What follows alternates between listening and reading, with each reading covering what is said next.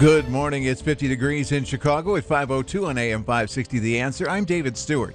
Rain will end. It'll turn cloudy today. We'll see a high of 55. Chicago police are investigating a triple shooting on the south side. Authorities say a man and two teenage boys were shot last night in the 2500 block of East 79th Street by someone in a green vehicle.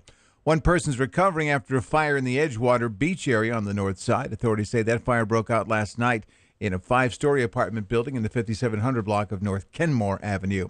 Cook County is suing Facebook and Cambridge Analytica over allegations of fraud. The lawsuit comes after reports that the political consulting firm for the Trump campaign used illegally obtained Facebook data to influence voter behavior.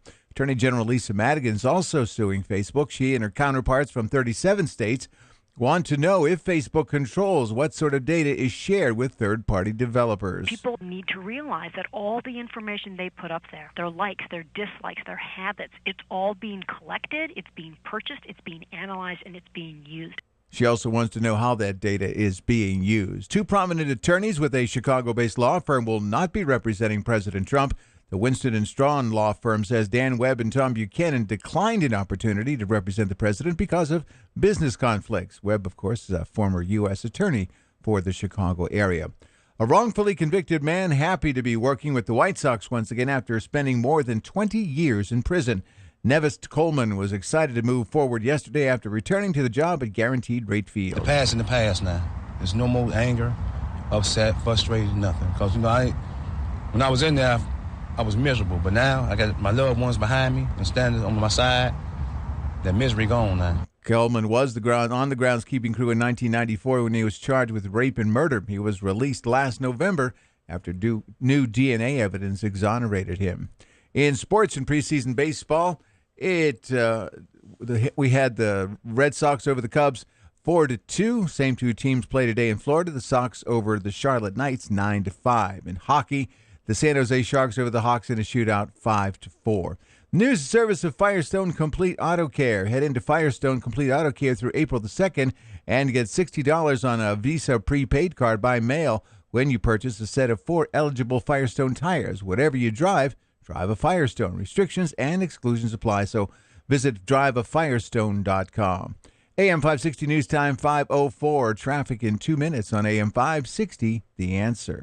Mike Gallagher explains why Trump's approval rating is going up. Phony, plastic, fake politicians just read scripts. They're not real. They're not authentic.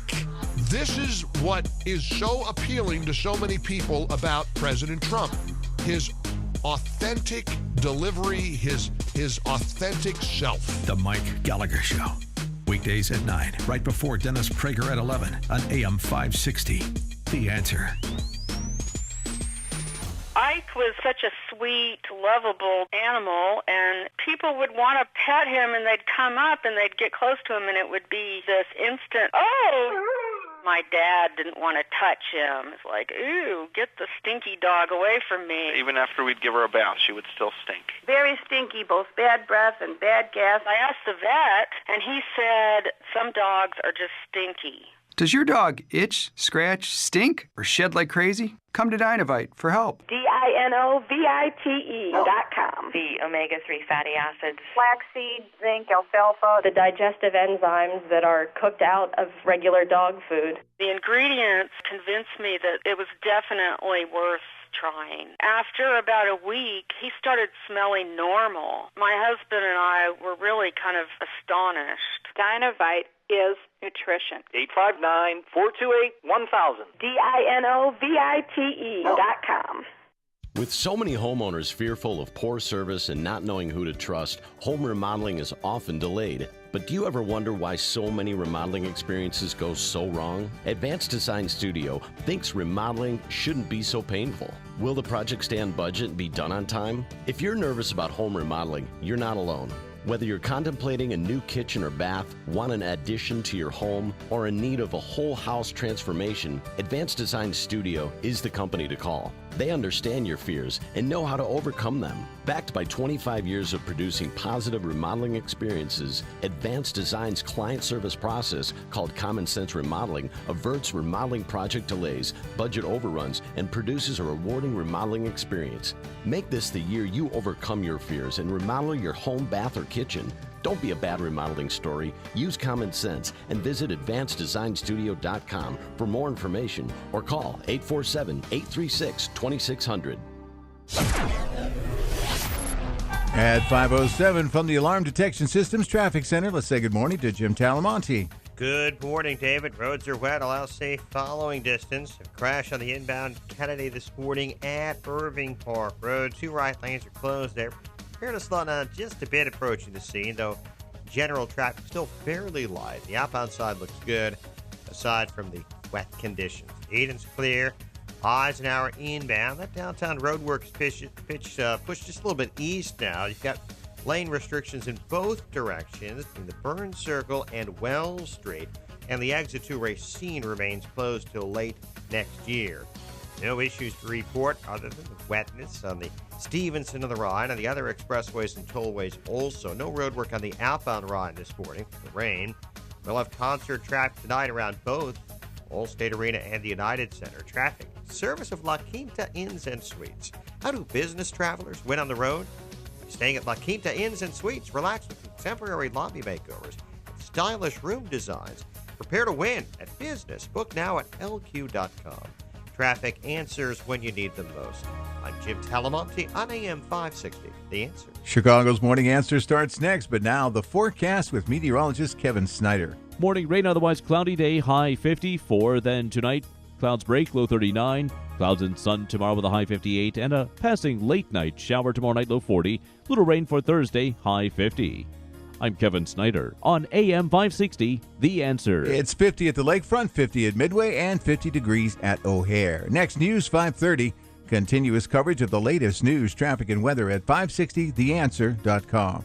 Chicago's Morning Answer starts now on AM 560, The Answer. This hourly segment is brought to you by In the Know with Wealth Management Group, hosted by Craig Bolanos. Heard Sunday mornings at 10. This is Chicago's Morning Answer with Dan Proft and Amy Jacobson on AM 560. The Answer.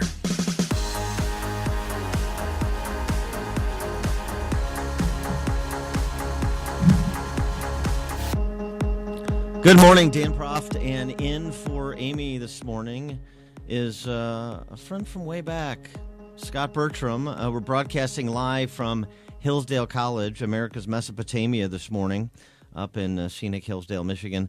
Scott Bertram, some of you will probably remember because he was a morning drive guy for WROK in Rockford. Yep. And now he has absconded from Illinois, like so many of our great thinkers, to friendlier confines, Hillsdale College.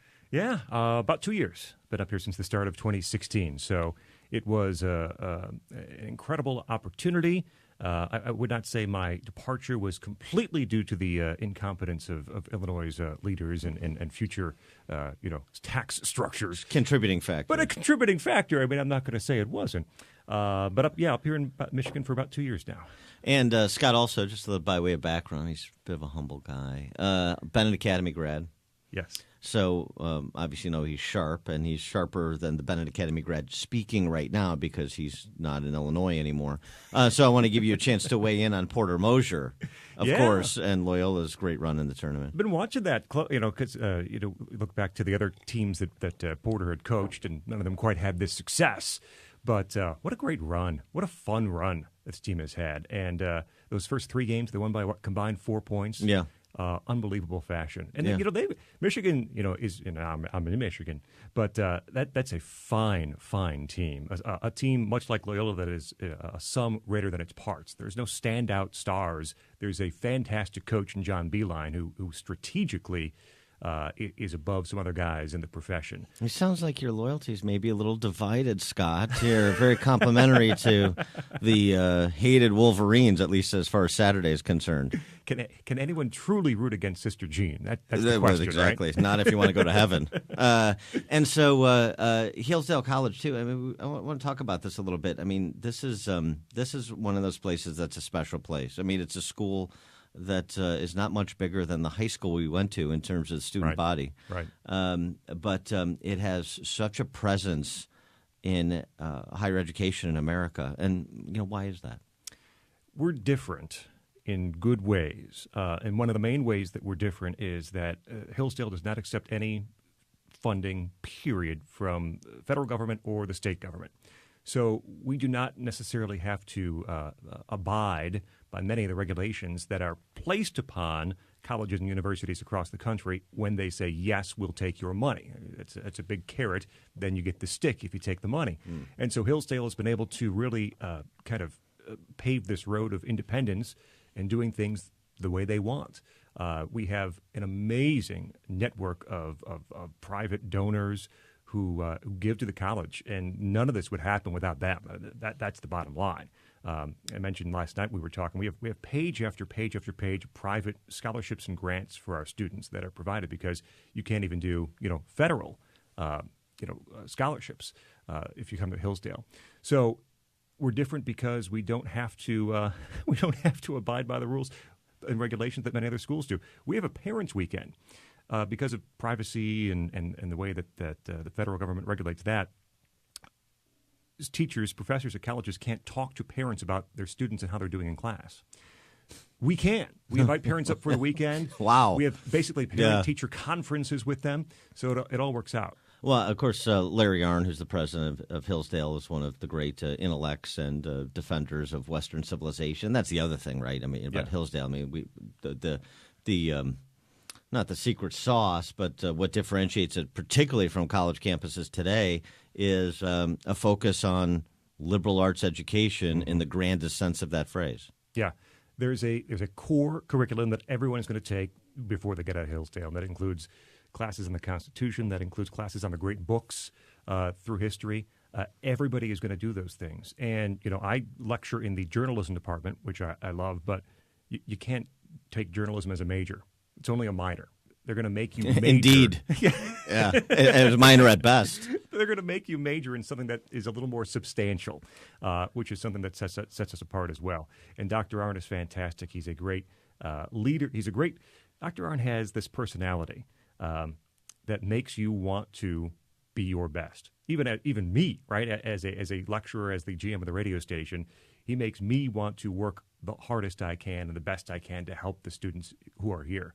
And that's just what he provides, what he gives off to everyone here. Well, I'll tell you, there's an interesting piece. The timing of this couldn't be better. There's an interesting piece in The Spectator, A Tale of Two Colleges, that tells you everything you need to know about what's happening on just about every college campus in America except Hillsdale. Mm-hmm. And, I wish I would have known more about Hillsdale prior to deciding to go to Northwestern. But I knew about it because I got Imprimis, the monthly newsletter with op-eds from different and transcripts of speeches from different deep thinkers. It was great, but I just never kind of made the connect. I was a bit of a slow learner. But this story is great. So 2 colleges with good reputations. One deserves it. The other one, that's much in question. Talking about Carnegie Mellon versus Hillsdale College. This is the piece. 2 colleges, Michael Cook in The Spectator, honoring a different individual on the bicentennial of their birth. Hillsdale College is honoring Frederick Douglass, the life and times of Frederick Douglass. Of course, the escaped slave and profound thinker about free men in a free society. It's important to point out Hillsdale, founded in 1844 by abolitionists.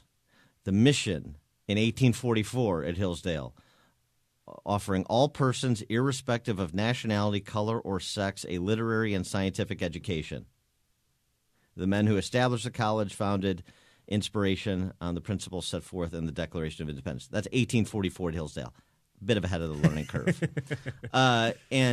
So Frederick Douglass, the bicentennial of his birth, that's being honored life and times here at Hillsdale. Yep, and we just unveiled last year a statue of Frederick Douglass on a Liberty Walk around campus, which you'll see on our tour later. Something else you don't find at any other college campus. That's right. The Liberty Walk. Yeah, George Washington, Ronald Reagan, Margaret Thatcher, Thomas Jefferson, and Frederick Douglass was the latest addition to the Liberty Walk statue last year.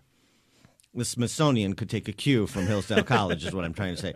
And then Carnegie Mellon, so of course founded by 2 wildly successful businessmen, Andrew Carnegie and Andrew Mellon, the financier. they are honoring the 200th, the birth 200 years ago of Karl Marx. Karl Marx at Carnegie Mellon. Perhaps Carnegie and Mellon and their descendants may want to revise and extend their consideration of whether or not they want their ancestors' names on it, or David Tepper, or the hedge fund manager, or William Dietrich, who gave $265 million to Carnegie Mellon. These are wildly successful businessmen who thought they were advancing liberal arts education and things like capitalism, which is why Carnegie Mellon is standing today. And you have Karl Marx at Carnegie Mellon and Frederick Douglass at Hillsdale College. And could there be a simpler description in one sentence of the state of higher education in America? And the thing is, Hillsdale students will know about Karl Marx. They're going to learn about him in classes. Compare and contrast. Right. I'm not sure that students at Carnegie Mellon or elsewhere are going to learn about Margaret Thatcher and others on the Liberty Walk. It's just remarkable, and I'm sure that you get academics from around the country who've had experience prior to Hillsdale at some of these totalitarian re-education centers that so many colleges have become, and I wonder how they talk about their previous academic career as compared to what they experienced at Hillsdale. I think a lot of our professors, actually, I'm trying to think the people I know, most of them either are here very early in their career, or have kind of went down that same path. There are a few similar to us. King's College in New York, Grove City in Ohio. We have a lot of movement among those schools with our professors. Well, sure, and even Larry Arnn, he came from Claremont McKenna, which isn't crazy. Right. Well, they had a weird incident. Was it with Heather McDonald last year? Yes, so, right. That's why I'm hedging a little bit, because maybe when he was there, it probably a little bit more academically rigorous and a little bit less Antifa. But that's how quickly it can slide, frankly. Right.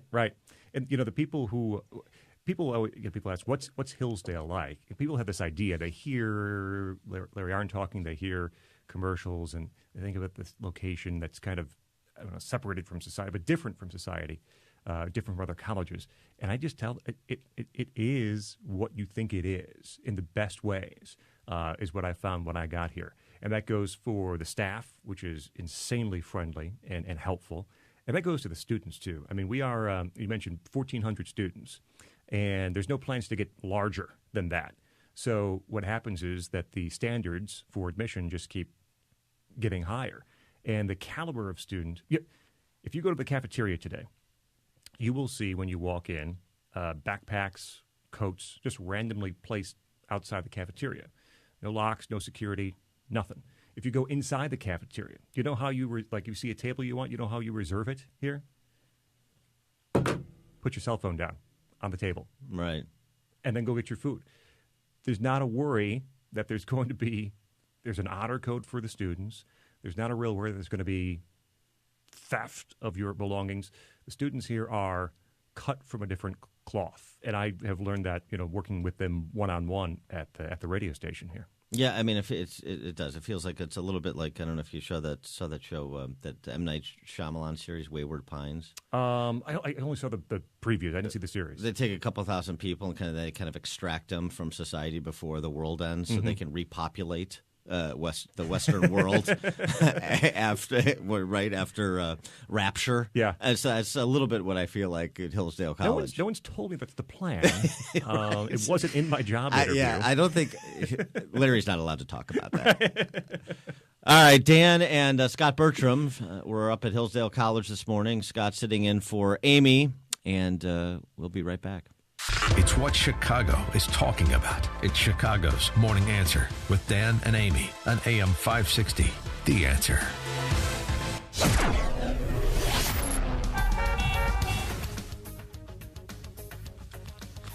Now we'll check the roadways with Jim Telemonte.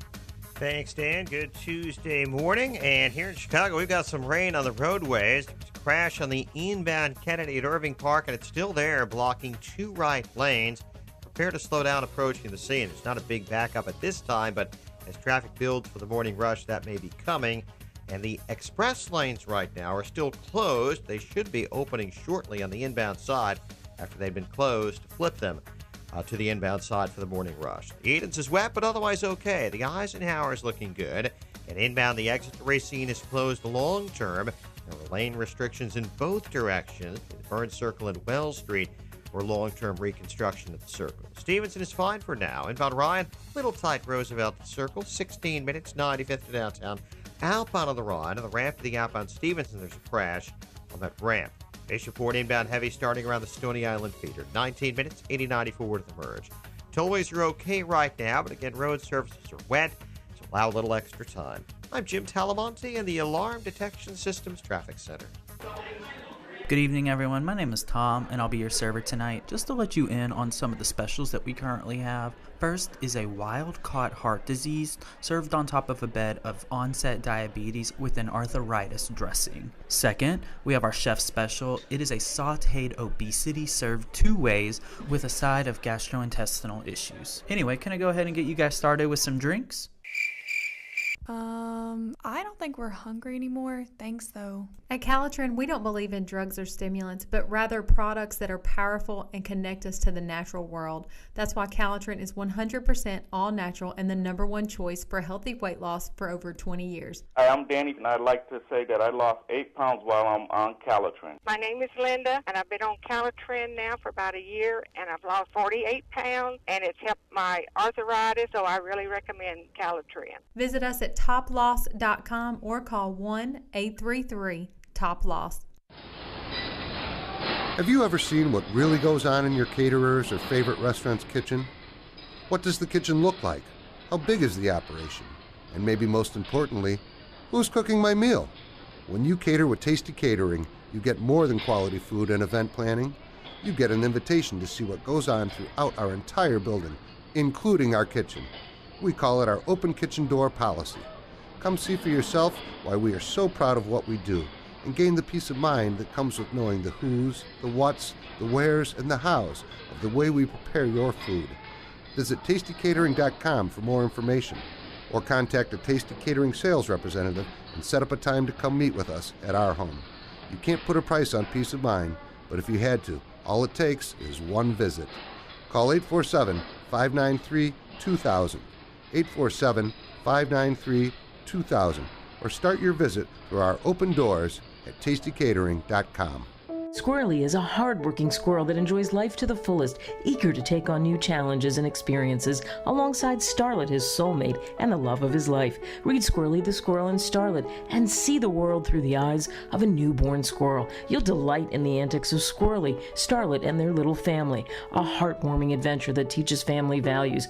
Beautifully illustrated, a great story-time read. Squirrely the Squirrel and Starlet from Larry Friend. Available now at litfirepublishing.com. You will fall in love with Icy the Iceberg, the new, highly original children's book from Larry Friend. Follow Icy on his incredible journey, beginning his life as a sparkling snowflake and emerging as a beautiful blue floating iceberg. Icy the Iceberg is a joy for parents and kids alike. Experience together the fun creatures Icy encounters along his journey from snowflake to iceberg and back to snowflake. Kids will learn the complexities of the water cycle in a way they'll really enjoy. Icy the Iceberg, available now at litfirepublishing.com.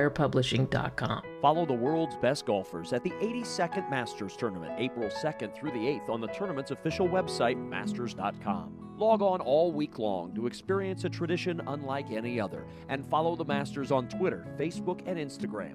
Masters.com offers live full-screen HD video coverage, including the Par 3 contest, plus real-time scoring, up-to-the-minute tournament news, and more. Masters.com, your official online source for the 2018 Masters. Why do we call it small business? Why not agile business, nimble business, dance circles around the big, bulky behemoths business? Ooma Office, the small business phone solution, has a virtual receptionist to direct calls to the right extension and a mobile app to help you answer while away from the office. But all that's small really is the price, starting at only $19.95 a month. Visit Ooma.com, that's OOMA, or call 866-649-9377 to find out more. Ooma, the phone your small business deserves. AM 560, The Answer. Good morning, Dan. And sitting in for Amy this morning, Scott Bertram, the general manager of the radio station up in Hillsdale, Michigan, at Hillsdale College, where we are broadcasting live this morning. And Scott, I don't know what to make of the story. I've never heard something so outrageous.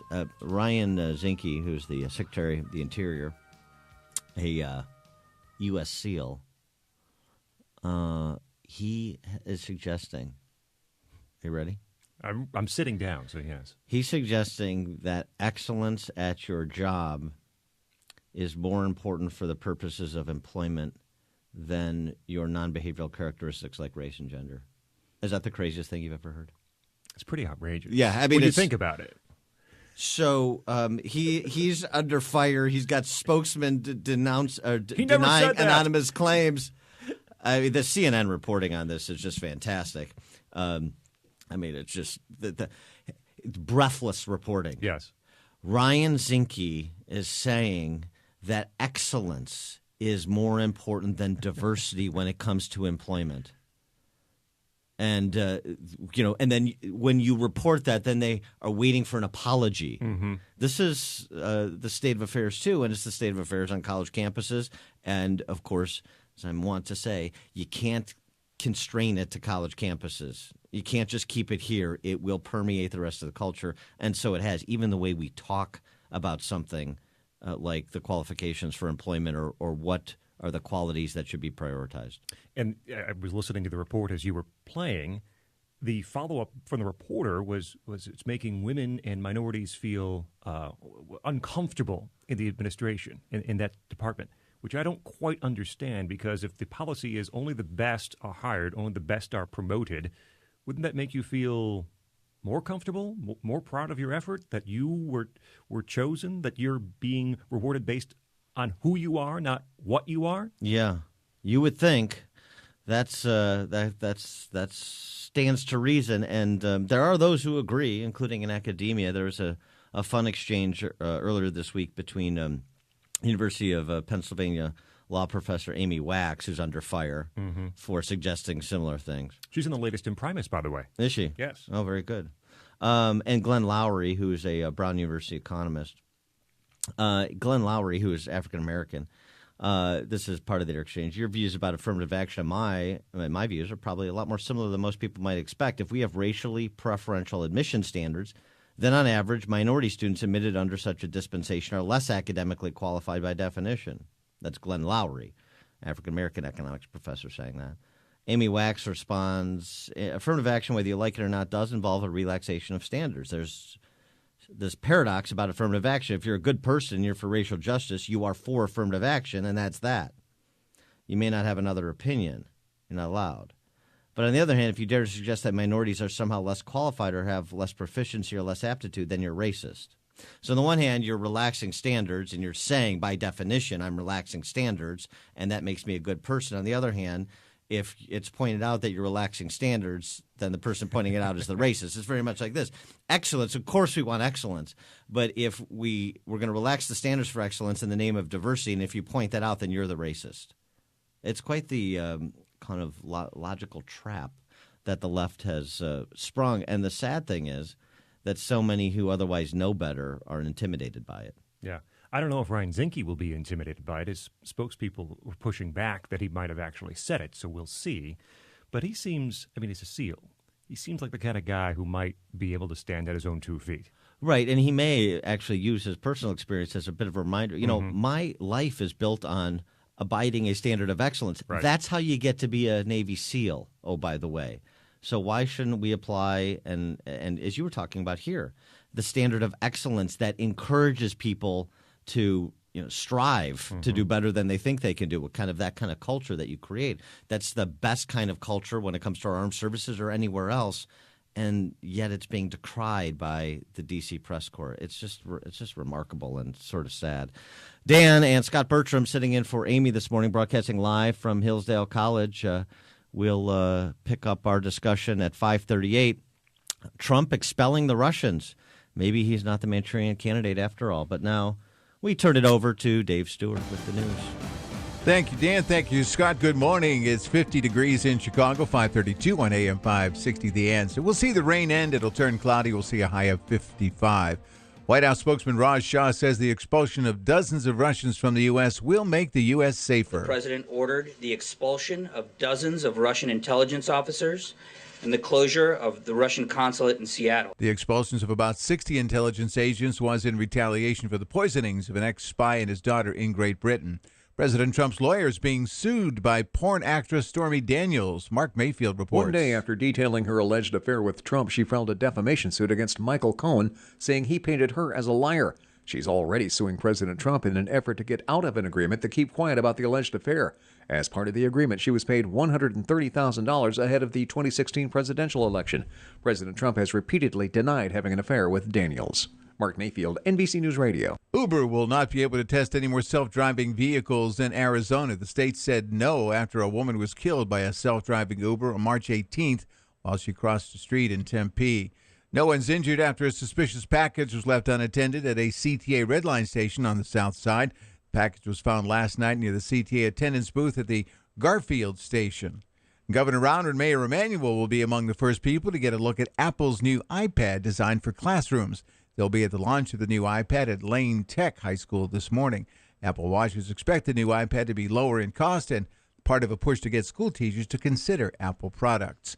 And it's going to cost, if you want to see Loyola in the Final Four, tickets for the Saturday game in San Antonio, selling through the school's website for $375. In sports and hockey, the Sharks over the Hawks in a shootout 5-4, and basketball, the Bulls are at Houston. Preseason baseball, Red Sox over the Cubs 4-2. Same two teams today play in Florida. And the White Sox beat their farm team, Charlotte Knights, 9-5.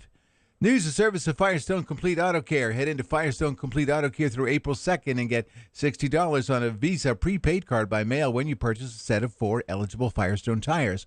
Whatever you drive, drive a Firestone. Restrictions and exclusions apply, so visit driveafirestone.com. AM 560 News Time 5:34. We'll check the traffic in 2 minutes on AM 560, The Answer. Mike Gallagher explains why Trump's approval rating is going up. Phony, plastic, fake politicians just read scripts. They're not real. They're not authentic. This is what is so appealing to so many people about President Trump. His authentic delivery, his authentic self. The Mike Gallagher Show. Weekdays at 9, right before Dennis Prager at 11 on AM 560. The Answer. This hourly segment is brought to you by Papa Nicholas Coffee. Papa Nicholas, great coffee, period. At CVS Pharmacy at Target, we put a little extra heart into everything we do, like actively looking to save you money. Generics, 90-day refills, even rewards. Get a $5 Target coupon for every 10 prescriptions. On your next Target run, stop by CVS Pharmacy. We're the place with the big heart. Not valid on all prescriptions, including those purchased in Arkansas, New Jersey, or New York. Other restrictions apply. See cvs.com/extracare-target or the pharmacy for details. CVS Pharmacy at Target. Health is everything. Napa Know How. Right now, Mobil 1 Full Synthetic Motor Oil is just $5.99 a quart. Its advanced formula provides maximum sludge protection, defending your engine like a catcher defends home plate. So tell sludge to go kick rocks and get top-notch engine protection with Mobil 1 Full Synthetic, just $5.99. Quality parts, helpful people. That's Napa Know How. Napa Know How. General States pricing. Sales prices do not include applicable state, local taxes, or recycling fees. Offer expires 3/31/18. At 5:36 from the Alarm Detection Systems Traffic Center, here's Jim Talamonte. Thanks, David. On the Kennedy Expressway inbound, express lanes are now open. Reversibles are. We're not seeing any delays inbound or outbound. The speeds are reduced a little bit with the wet roadways. There was a crash at Irving Park that has cleared out of the way. All lanes are open on the Kennedy. Edens is clear. Eisenhower looking good for now. Remember, there is road work in the downtown area. That work is now between the Burns Circle and Wells Street. Lane restrictions in both directions there. And the exit to Racine is still closed till late 2019. Inbound Stevenson, heavy Lamont Road to Cass, Cicero to Kedzie. 38 minutes, 3:55 to Lakeshore Drive. Outbound Fonda 34. About Ryan delays start around 31st Street. It's 18 minutes, 95 to downtown. Bishop Ford, 24 minutes, 80-94 to merge. Toys are good, Northwest Indiana as well. Traffic service of La Quinta Inns and Suites. How do business travelers win on the road? By staying at La Quinta Inns and Suites. Relax with contemporary laundry makeovers and stylish room designs. Prepare to win at business. Book now at lq.com. Traffic answers when you need them most. I'm Jim Talamonte on AM 560, The Answer. More of Chicago's Morning Answer next, but now the forecast. We'll see a little rain this morning, but then cloudy skies and a high of 55. Clouds break tonight, low of 38. Partly sunny tomorrow, high 57. Right now it's 50 degrees at O'Hare. Next news, 6 o'clock. Get continuous coverage of the latest news, traffic, and weather at 560theanswer.com. Now, more of Chicago's Morning Answer on AM 560, The Answer. This hourly segment is brought to you by Grow My Retirement with Bill Geiger of Geiger Wealth. Tune in Saturday afternoons at 2 for Grow My Retirement with Bill Geiger of Geiger Wealth. You want more than just the headlines? Find out what's going on and what it means with me, Dennis Prager, this morning at 11, right here on AM 560, The Answer. Good morning, Dan and Scott Bertram, general manager, radio station up at Hillsdale, Michigan, at Hillsdale College, sitting in for Amy this morning. And we're broadcasting live from Hillsdale College. And Scott, pleasure to visit you. Thanks for being so accommodating. Scott, former morning drive guy for WROK in Rockford. What the call letters for the station here? WRFH, Radio Free Hillsdale. Radio Free Hillsdale. Yes, WRFH. did that on purpose. Yeah, I see what you did there. Yeah. Very good. Speaking of Radio Free, speaking of freedom in the face of the commissars, Trump expelling a number of Russian spies, Foreign Service officers, spies, whatever term you prefer. Some 60 Russians, including 12 working at the UN in New York, the largest diplomatic expulsion of Russians on record. Also forcing the Russians to close their consulate in Seattle on the grounds that its proximity to a naval base makes it a potential source of espionage. So that doesn't exactly fit with the narrative that Trump is Putin's man in D.C. It does not. This is a coordinated effort. There's countries around the world that are doing the same thing, kicking these spies or diplomats out. What difference does it make on a day-to-day basis? Does it escalate tensions between the U.S. and Russia? Will Russia retaliate by kicking out, U.S. diplomats? I guess we'll see. Yeah, I mean, look, I think sometimes the words and that Trump chooses, the decisions he makes. I was critical of his decision to call Putin last week and congratulate him on his election victory. It's just unnecessary and unhelpful.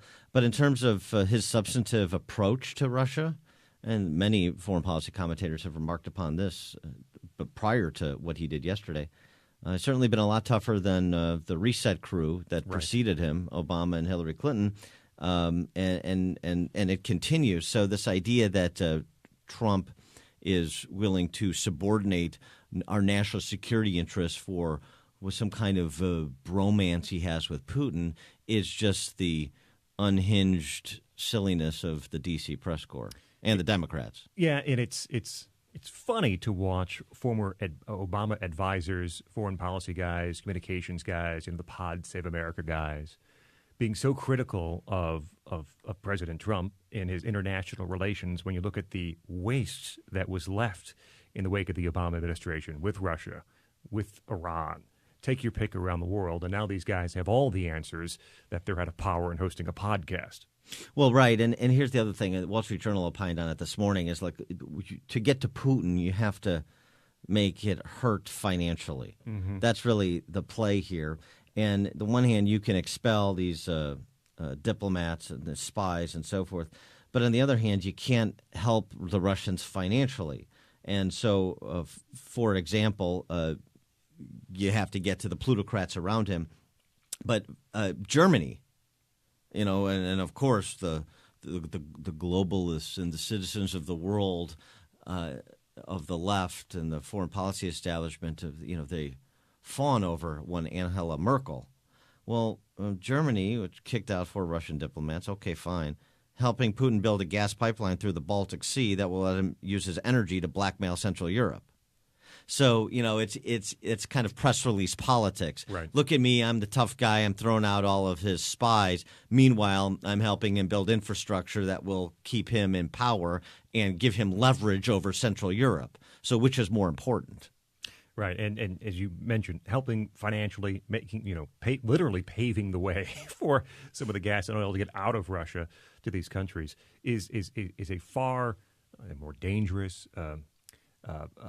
action than President Trump saying, well, I don't agree with it, but then President Trump saying congratulations to Vladimir Putin on an election he was rigged to win anyway.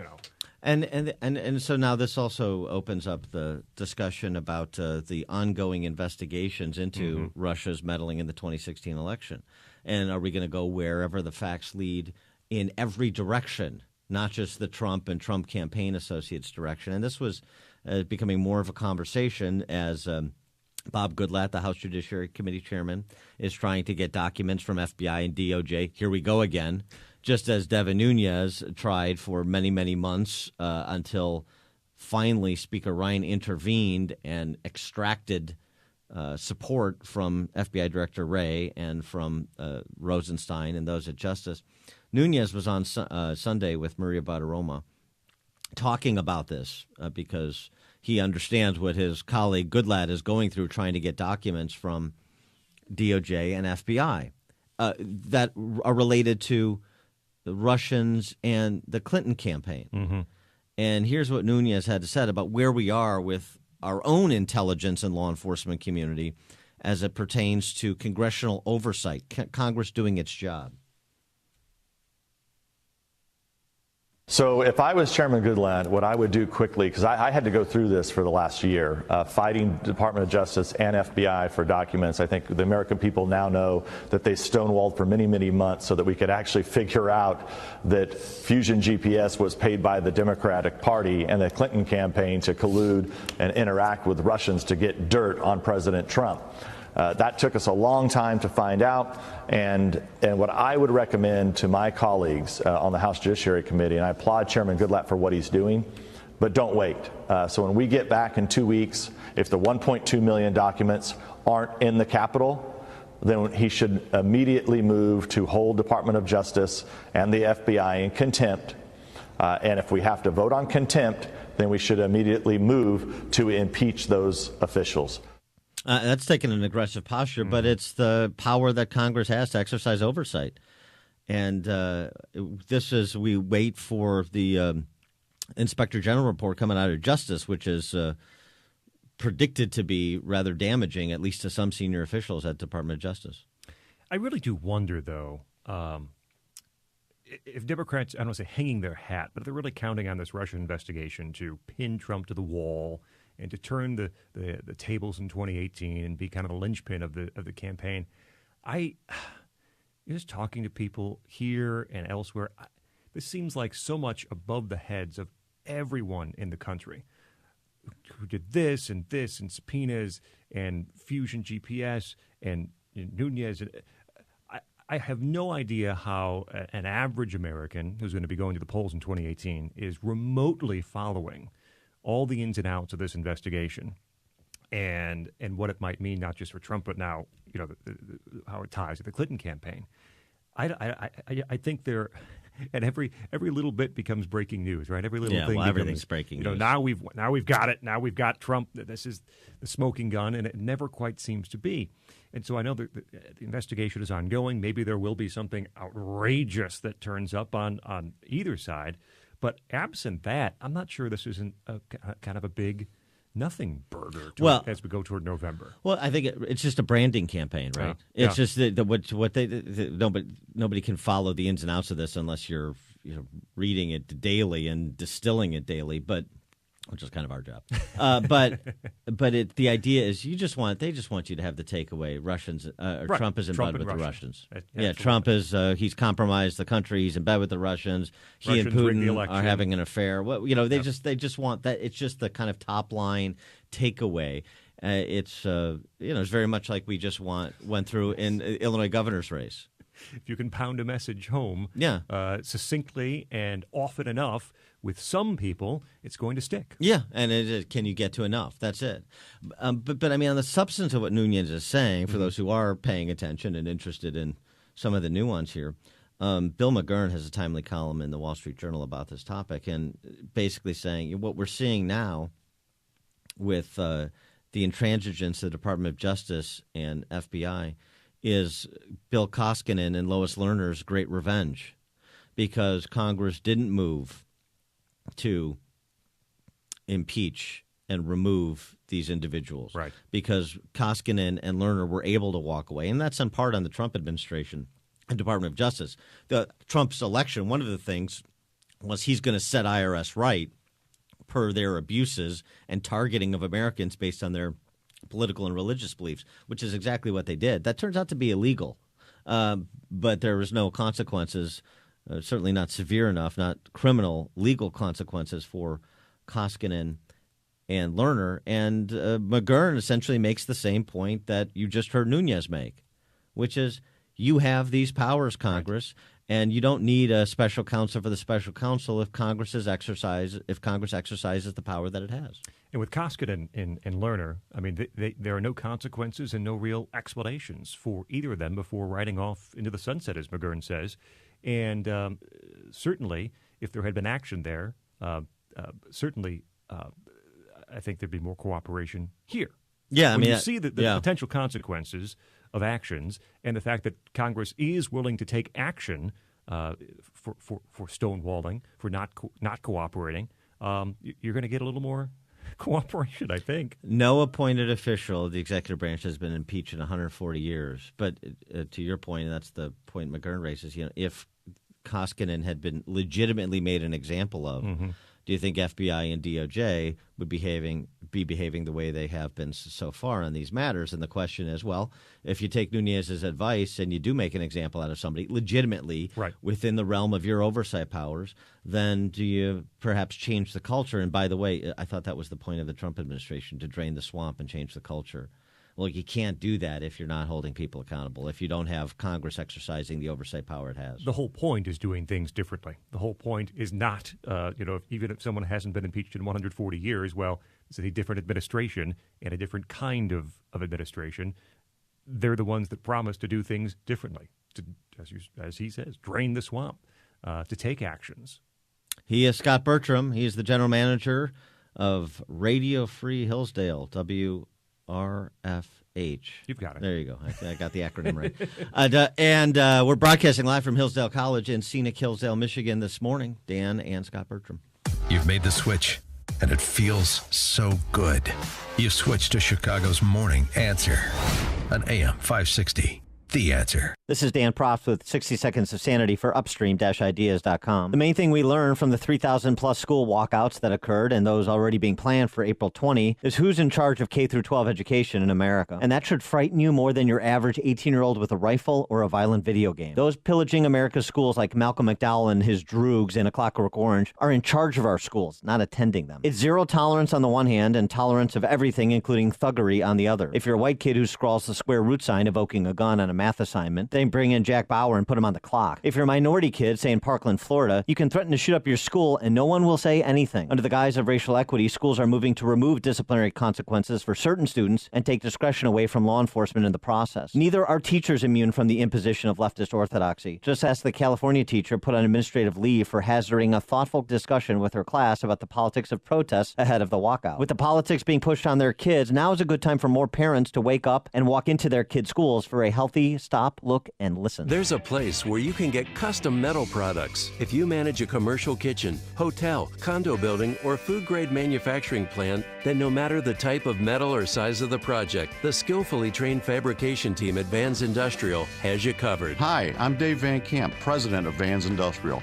Custom metal fabrication is the backbone of my company. We fabricate stainless steel countertops, wall coverings, hoods, landscape planter boxes, industrial fan housings, and more. Vans Industrial uses all types of alloys like carbon steel, aluminum, brass, and polished stainless steel. And we have a laser cutting machine. Our laser can customize almost any project. Our team can design, fabricate, and install your project today. Call 833-VANS-IND for a free inspection of your facility. That's 833-VANS-IND. Interested in what else they do? Visit vansindustrial.com. That's VANS Industrial.com. Vans Industrial, customizing for you, the customer. Hi, welcome to the Pier 1 Spring Dining and Easter Sale. Oh, thank you. There's some amazing deals here on Easter decor, beautiful spring dinnerware, table settings. Now, if you have any questions, please ask someone who works here. I'm just shopping. Oh.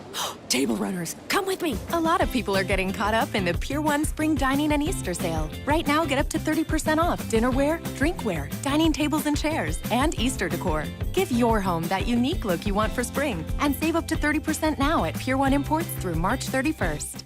Ulta Beauty's 21 Days of Beauty is here. With new beauty steals every day, it's beauty's biggest event, which means it's also beauty's biggest makeup bag makeover event. And beauty's biggest, is that price real, event? And beauty's biggest, well, you get the point. At Ulta Beauty's 21 Days of Beauty, every day is a new chance to get up to 50% off our most loved brands, like IT Cosmetics, Tarte, and more. But the event ends April 7th, so hurry in to binge on beauty only at Ulta Beauty. When I hear realtors boast about servicing a 3-county area or selling a home every 15 minutes, I think, what level of service could their clients possibly be getting? This is Chris Jacobs with Century 21 affiliated in Inverness, and my message is a little bit different. If being a realtor for more than 20 years has taught me one thing, it's that all real estate is local. While I can't say I'm the #1 realtor in the country, I can tell you that over the past 10 years, I've sold more homes in Inverness than anyone else. My team specializes in Inverness, Palatine, and Arlington Heights. We pride ourselves on providing our clients exceptional customer service and local market knowledge.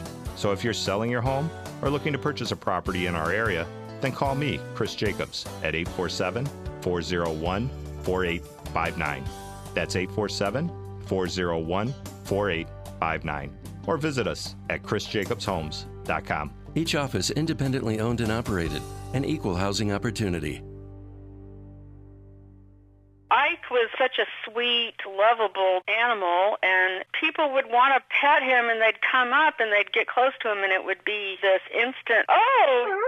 My dad didn't want to touch him. It's like, ooh, get the stinky dog away from me. Even after we'd give her a bath, she would still stink. Very stinky, both bad breath and bad gas. I asked the vet, and he said some dogs are just stinky. Does your dog itch, scratch, stink, or shed like crazy? Come to Dinovite for help. DINOVITE.com. The omega-3 fatty acids. Flaxseed, zinc, alfalfa. The digestive enzymes that are cooked out of regular dog food. The ingredients convinced me that it was definitely worth trying. After about a week, he started smelling normal. My husband and I were really kind of astonished. Dinovite is nutrition. 859-428-1000. DINOVITE.com. Abilify, Wellbutrin, Seroquel, Rexulti. These drugs are commonly prescribed for depression treatment. 2018 can be the year you win the war on depression. New year, new you. Drugs for depression can be dangerous, have side effects, and really just mask the problem. TMS therapy treats the source of your depression. Cure or remission is here. HBR centers are proud to bring TMS therapy to Chicagoland and Milwaukee. Millions have been treated, and the results are outstanding. TMS therapy is drug-free and non-invasive. How does it work? TMS therapy uses safe, small magnetic fields, similar to those used in an MRI. They stimulate and activate mood centers, causing long-term medication-free relief. It's FDA cleared and covered by most insurance, including Blue Cross Blue Shield and Medicare. Make the call, ask questions, bring an end to your depression. HPR centers in Chicagoland and Milwaukee. 800-604-0208. 800-604-0208. HPR centers. Go to endmydepression.com. With so many homeowners fearful of poor service and not knowing who to trust, home remodeling is often delayed. But do you ever wonder why so many remodeling experiences go so wrong? Advanced Design Studio thinks remodeling shouldn't be so painful. Will the project stay on budget and be done on time? If you're nervous about home remodeling, you're not alone.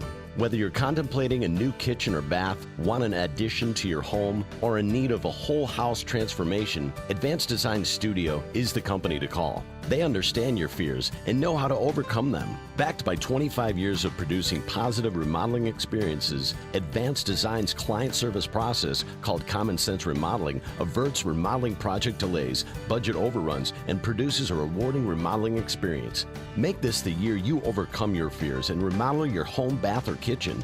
Don't be a bad remodeling story. Use common sense and visit AdvancedDesignStudio.com for more information or call 847-836-2600. Larry Elder doesn't understand the uproar over Tillerson's firing. You know, Tillerson was opposed to moving the embassy from Tel Aviv to Jerusalem. Tillerson wants Trump to stay in the Iran Accord, thinks that the Iranians are abiding by the terms of the deal. He had to go. So I'm trying to understand what it is that's so disturbing about getting rid of somebody when he's not on the same wavelength that you are on policy issues. The Larry Elder Show, weeknights at 7, right before Jay Sekulow at 9 on AM 560. The Answer. At 5:57 from the Alarm Detection Systems Traffic Center, here's Jim Talamonte. Thanks, David. The heating is still okay, though with wet roadways, speeds are reduced a bit. Inbound Kennedy with scattered delays, it's 25 minutes, so O'Hare to downtown, outbound 20. On Eisenhower, heavy Manheim to Harlem, Sacramento to the Burns Circle. 38 minutes, 390 to downtown, outbound 30. On Stevenson, already 46 minutes, 355 to Lakeshore Drive, outbound okay. Ryan, 22 minutes, 95th to downtown. I-57, delay free, Bishop Ford. 27 minutes, 8094 to the merge. On Tri-State Tight, approaching the Eisenhower. Their tollways look good. No delays to report in northwest Indiana. Traffic, service of La Quinta Inns and Suites. How do business travelers win on the road? By staying at La Quinta Inns and Suites. Relax with contemporary lobby makeovers, stylish room designs. Prepare to win at business. Now at LQ.com. Traffic answers when you need them most. I'm Jim Talamonte, AM 560, The Answer. And now the forecast for the day with meteorologist Kevin Snyder. Today, a little rain for the morning, otherwise cloudy, high 54. Tonight, clouds breaking, low 39. Tomorrow, clouds and sun, high 58. Then partly cloudy with a passing late night shower tomorrow night with a low 40. I'm Kevin Snyder on AM 560, The Answer. It's 50 degrees at the Lakefront, 50 at Midway, and 50 degrees at O'Hare. AM 560 News Time, 5:59.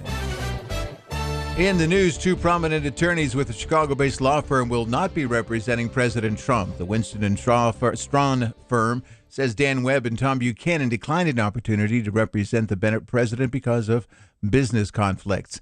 Cook County is suing Facebook and Cambridge Analytica over allegations of violating an Illinois fraud law. The suit comes after reports that the political consulting firm for the Trump campaign used illegally obtained Facebook data in an effort to influence voter behavior. One person's recovering after a fire in the Edgewater Beach area on the north side. The blaze broke out last night in a 5-story apartment building in the 5700 block of North Kenmore. Chicago police investigating a triple shooting on the south side. Authorities say a man and two teenage boys were shot last night in the 2500 block of East 79th Street by someone in a green vehicle. And no one's hurt after a suspicious package was left unattended at a CTA Red Line station on the city's south side. The news is service of Staples. Staples knows that running out of ink is no way to do business. Help keep your business working and your printers printing. Go to Staples for a huge selection of ink and toner and find your ink in stock every time and at a low price every day. So you can meet every deadline. Staples, it's pro time. We'll have more of Chicago's Morning Answer coming up, but right now an update from Fox News. WIND Chicago, it's 6 o'clock. It's California versus the federal government again. I'm Dave Anthony, Fox News.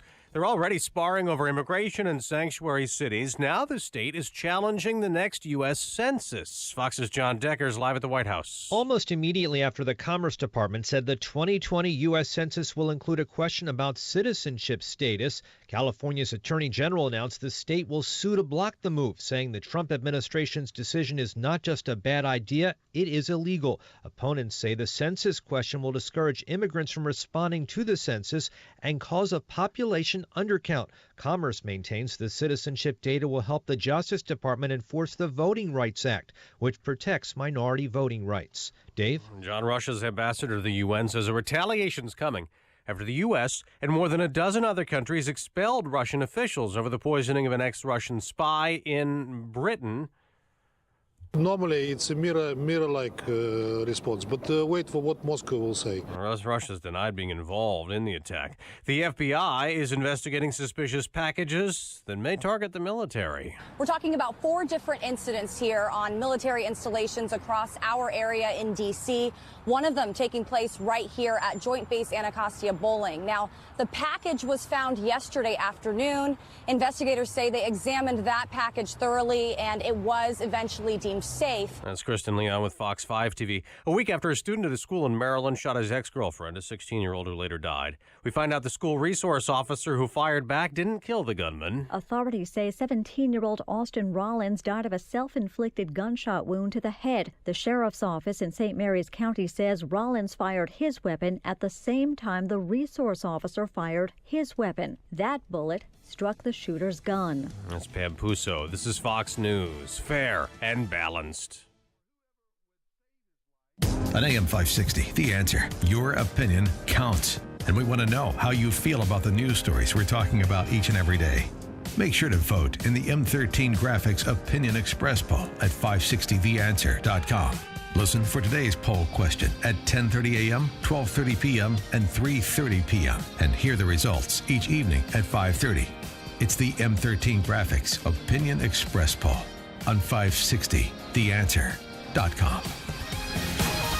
I'm having that 6:59 feeling again. What? You know, that mini panic attack right before the workday starts when you're sure you've forgotten something? Nope, that's my favorite time of day. I work with Cintas, so I always know we're ready for the workday. They handle our uniforms, fire extinguishers, first aid, safety training, floor mats, and restroom supplies. I think I need to call Cintas. They might just make a morning person out of you. Oh, I'm ready! Learn how Cintas can help you get ready for the workday. Visit Cintas.com. Buying a new tractor? You owe it to yourself to visit your LS Tractor dealer. LS Tractors give you a lot more tractor for less money compared to other brands. For starters, LS Tractor comes with more select features as standard equipment. They make operating your tractor easier with better performance to get more work done quicker. Compare and you'll know who gives you more tractor for your money. LS Tractor. Excel in your field. Learn more at lstractorusa.com. Visit Abbey Equipment in Streator and get more tractor. This is Chicago's Morning Answer with Dan Proft and Amy Jacobson on AM 560. The Answer.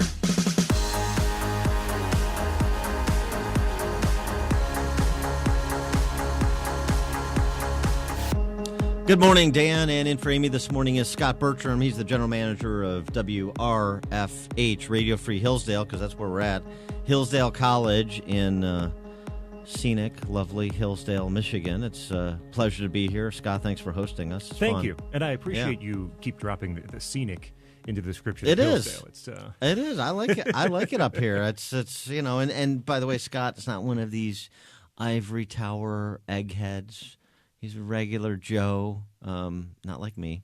But he former morning drive guy for WROK in Rockford, so he knows the radio business as an on-air guy in addition to management guy, and it's great to be here. And how do you reflect back on your time in Illinois now that it's in the rearview mirror? Born and bred in Illinois. I lived in Illinois my entire life. I didn't leave for college. I didn't leave for vacation. Didn't leave for any reason other than that until I came up to Michigan. And I still... How the property taxes treat you here? Oh, goodness. I tell people there's 2 things I love and 2 things I hate about living in Michigan. We can get to that later. But on the specific property tax question, let me tell you. So we lived in Cherry Valley, which is just outside Rockford. Mm-hmm. So if we were inside Rockford city limits, we would have paid even higher property taxes. And we had about a 1,600-foot home in Cherry Valley and about a third of an acre of land.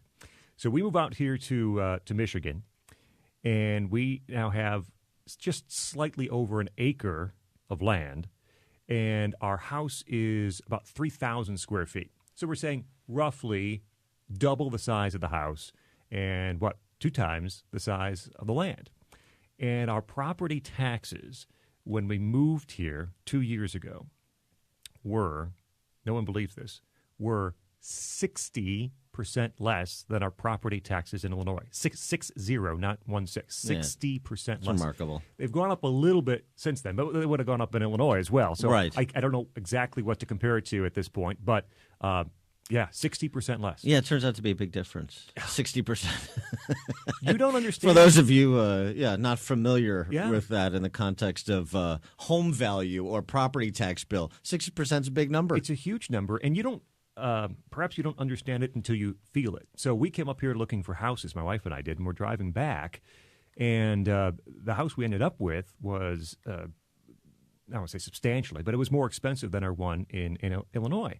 And I'm driving back and trying to explain to her how we can afford this bigger house on more land at a higher price, yet pay the same monthly payment as we were paying in Illinois.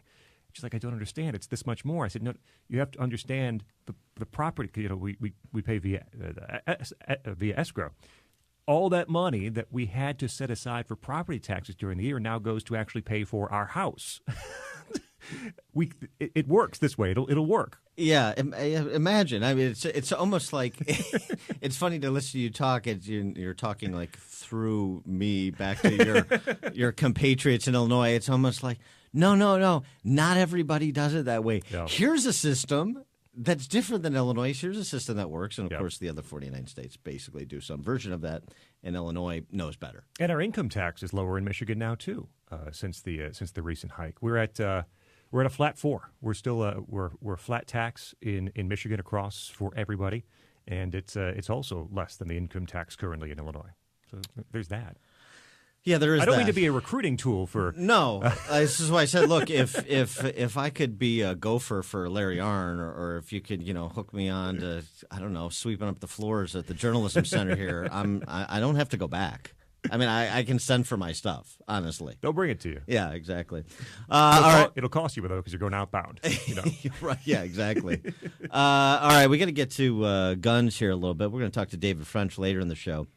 At bottom of the actually top of the 8 o'clock hour, and I forgot we're talking to John Lott at the top of the 7 o'clock hour. But this is fun. The BBC, the only good news about the left is they have a real potential to cannibalize themselves. And let me point to what I'm speaking of here. The BBC story is the new anti-gun movement too white. Yeah, this is a real thinker. Is the new anti-gun movement too white? I know that was your takeaway from the March for Gun Confiscation over the weekend. You were just trying to decide if there was enough diversity in the crowd to legitimize the movement. I was trying to count is what I was trying to do. Yes, of course. And sure. make sure I tallied people in the crowd. Goodness. Is the new anti-gun movement too white? People are worried. Much like Nicole Wallace at MSNBC, you think this is just the BBC, or you think this is just kind of, the marginally relevant identity obsessed? No, it's not. Nicole Wallace on MSNBC, what did she say after the Parkland shooting? We're only talking about because they're white. We're talking about 17 dead kids because they're white. Otherwise, we wouldn't be talking about them. We try and talk about dead minorities in Chicago all the time. Politicians that our folks in Chicago and Illinois keep electing are the ones not interested, not the people. But it's just fascinating to watch this display, to have indulged these children. And as I said yesterday, I mean, the best speech by far. I don't know if you heard all the speeches over the weekend, though. Samantha Fuentes. Did you hear her, Scott? Let me give you a little taste, and I do mean taste. Me in the eye.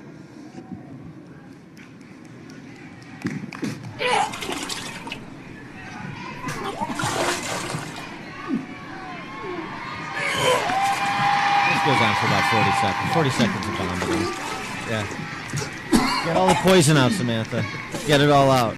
Yeah, Samantha Fuentes. That's my favorite, and I know people are sitting down for their breakfast, so I'll be playing that at 6:06 every day for the next month. The march on Saturday, and how college kids here are reacting to what they're seeing on TV, and how the media is treating some of the Parkland students to the exclusion of the others, depending on their view. Yeah, that the cover of Time magazine, right? The latest Time magazine has these students, but only the the anti-gun students on the cover. Yeah, Kyle Kashuv not on there. Not on there. Not invited. pictured. Not invited to the march over the weekend. And he is only sparingly seen on media outlets. I think I'm going to. Our students do shows on a weekly basis, so this is the week they're going to be responding largely to what they saw over the weekend. But I saw a headline yesterday that actually had two of the students. It was Kyle and another one. We're going to debate, right? And you see those pictures at the top of the screen, and you realize, if you don't realize already, I mean, they're just kids. And for media organizations to be spotlighting, highlighting, taking them really without pushback. And Charles C.W. Cook from National Review wrote a piece last week about how some of the interrogators on cable news are simply ceding the arguments to these students and not pushing back. And that is such a patronizing way to treat them. If they have an opinion and they want to be in the fight, they're welcome to it. But they should expect to be pushed back. They should expect to be questioned because the media anchors, these are people who want who think parenting is being a kid's friend, and so they don't want to be uncool. And David Hogg says, "Hey, Grandpa, get out of the way. You guys were a total fail on gun control." So now, we're going to do it for you, and change is coming. Parents don't know how to work a democracy. Yeah, I mean, honestly, it's sad. It's a sad commentary on who's in charge of K through 12 education. By the way, too, I mean, just the ironies abound. Of course, I don't know how familiar you are with the rap scene, Scott. I assume pretty familiar. On a scale of 1 to 10, it's easily a 0.5 or so. Yeah, that's what I figured. Yeah, Vic Mensa. You familiar with Vic Mensa? He performed at the protest. Oh, I did see this story. Yeah. This is the 0.5 that I'm familiar with. Yes, yes, exactly. In July of 2017, he pleaded guilty to illegally carrying a concealed firearm in L.A. County. That was not disclosed prior to his musical offering, as you can imagine. And so it's fun that the gun conversation is dominating the discussion nationally. This also, of course, wades into campaigns. And we've got this guy, a Democrat candidate for sheriff in North Carolina, a bit of an excited utterance trying to pander to the Moms Demand Action groups. These are the gun control groups, is a gun control group. So his name is Daryl Fisher, running for sheriff, Democrat, in North Carolina. And he had this to say before a group of suburban women who want to ban guns. You've heard people say, you'll have to pry my gun from my cold dead hands. Okay.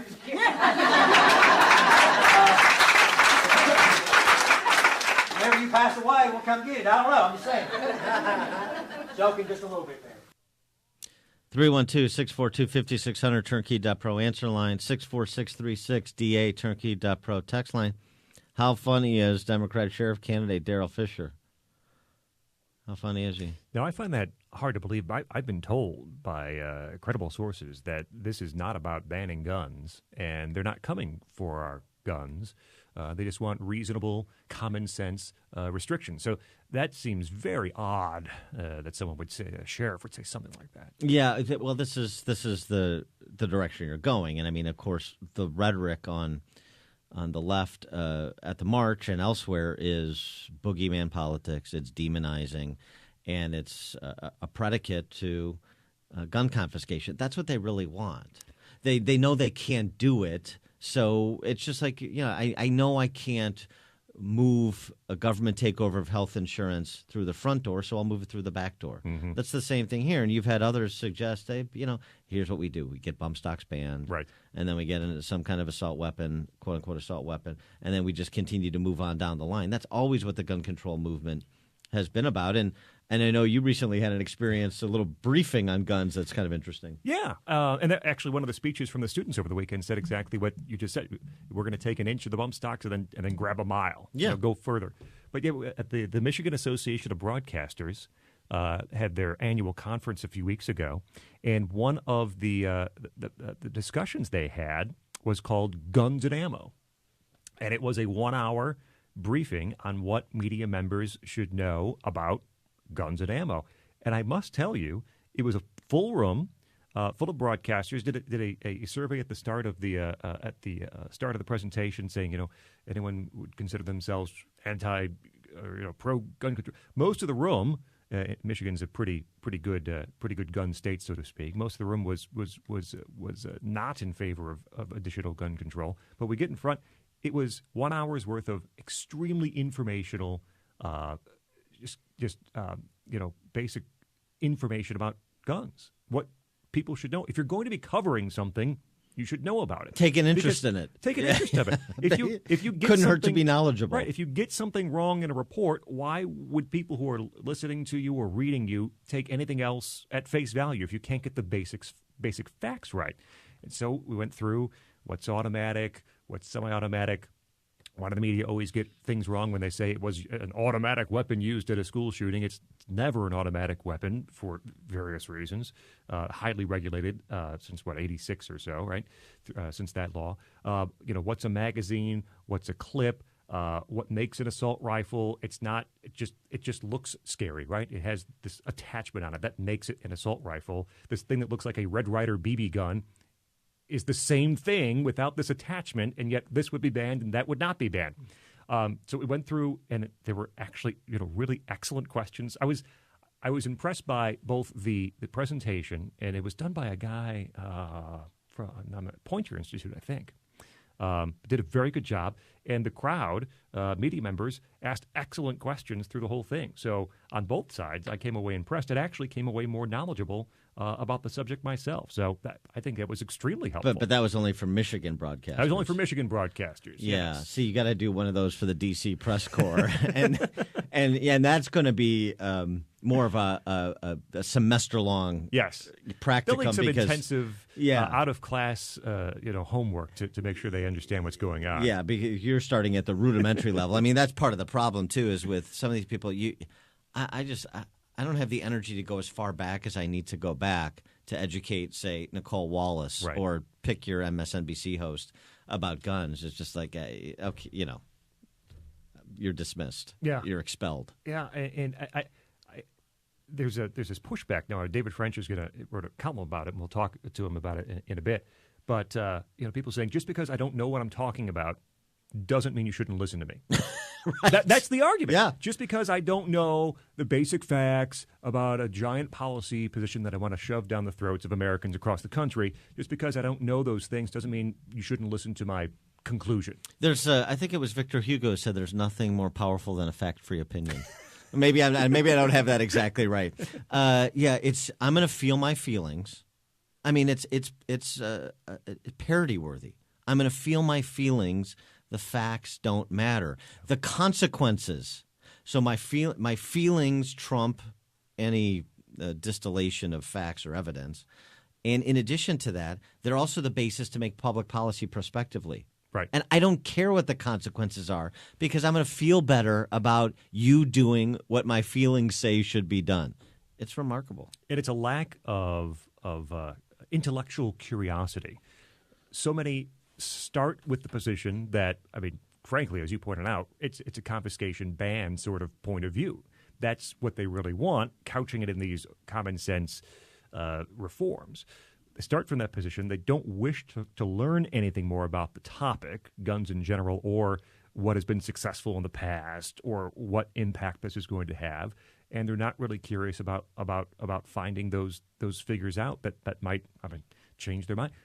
Just going back to Charles C. W. Cook with National Review, he's from Britain. He's now a U.S. Citizen, though. He was very pro-gun control and then wrote, I think, a thesis paper at some point in Britain where he examined his hypothesis, which is that gun control works, gun control should be implemented. And he came away looking at the facts, looking at what had been successful and saying, that's totally wrong. That's totally and completely wrong, and I can no longer stand by my previous point of view. And, of course, has since changed quite a bit on the topic, which is to be applauded. That's right. Yeah, imagine. Yes, exactly. Going where the evidence leads. Right. Remarkable. Dan Proft and Scott Bertram coming to you live from Hillsdale College. Hear about the big stories of the day then talk about them right here on Chicago's Morning Answer on AM 560. The Answer. Weather today, rain mainly before 10 a.m., patchy fog before 8 a.m., which was the name of my high school band, by the way, Patchy Fog. 2 G's in fog. Yes, exactly. Yeah. Right, yeah. It was a Leonard Skinner cover band. High near 54 today. Tonight, mostly cloudy with a low around 38. Tuesday, today is Tuesday, isn't it? Wednesday, mostly cloudy with a high near 48, partly cloudy overnight with a low around 34. Now we check the roads with Jim Telemonte. Thanks, Dan. Metro reports delays on the Union Pacific Northwest line. Trains are stopped near Barrington due to what Metro is calling a pedestrian incident. Southwest Service Line has some delays as well due to signal problems. Edens is 23 minutes. Lake Cook to Montrose. Outbound fine at 19. Kennedy, 26 minutes. O'Hare to downtown. Outbound 25. Call Eisenhower. Delays start at Wolf Road. 52 minutes. 390 to downtown. Outbound 31. Stevenson, 49 minutes, 355 to the drive. Ryan, 30 minutes, 95 to downtown. I-57, 16 minutes, ID to the merge. Bishop Ford, 28. On Tri-State heavy from the Reagan Tollway to the Eisenhower. I'm Jim Talamonte in the Alarm Detection Systems Traffic Center. Earnings vary based on your effort. Message and data rates may apply. Do you want to learn how to make money flipping houses right here in Chicago? If so, we have an amazing opportunity for you. We're looking for a small group of motivated individuals to join our real estate investing team. You'll learn our simple 3-step system for flipping homes right here in the local area. This is Than Merrill, star of A&E's hit TV show Flip This House. My team and I are looking for a handful of people in the Chicago area who want to learn how to make money flipping houses in your spare time using other people's money. Chicago is a perfect market for my system, and this week I'm holding a free 2-hour educational workshop where you will learn how to make money flipping homes and how to build long-term wealth with income properties. To get 2 free tickets to Than's workshop, text RADIO to 82,000. Seating is extremely limited. Text RADIO to 82,000 right now because this free ticket offer expires this Friday. Text RADIO to 82,000. That's RADIO to 82,000. Balance of Nature's fruits and veggies.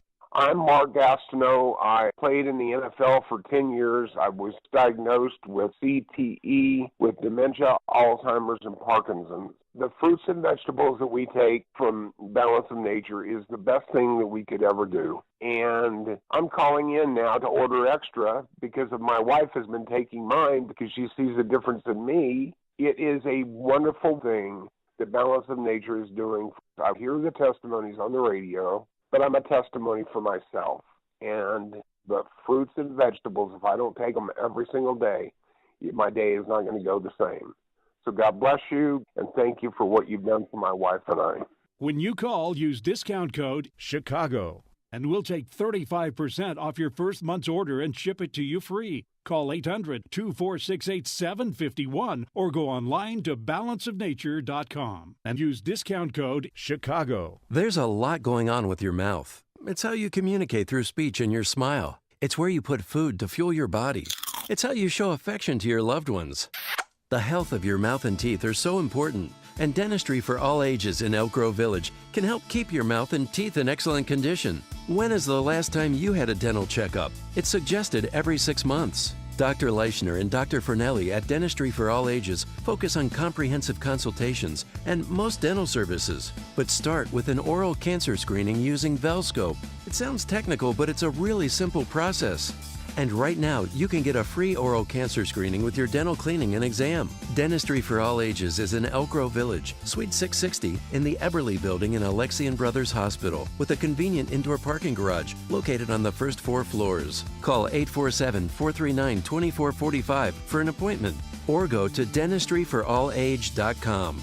Dentistryforallage.com. If you still haven't purchased the very best pillow, of course I'm talking about MyPillow, the 4-pack deal is back. So I strongly urge you to go online or call now to make sure you take advantage of this great deal. A great night's sleep is so important, so give yourself the gift of a great night's sleep by ordering a MyPillow.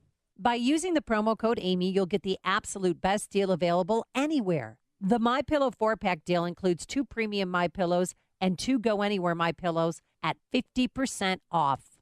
I love that I can move the fill to get the support I need, regardless if I sleep on my back or side. I never wake up with a stiff neck or headache. And MyPillow is made in America, washable and dryable, hypoallergenic, and has a 10-year warranty plus a 60-day money-back guarantee.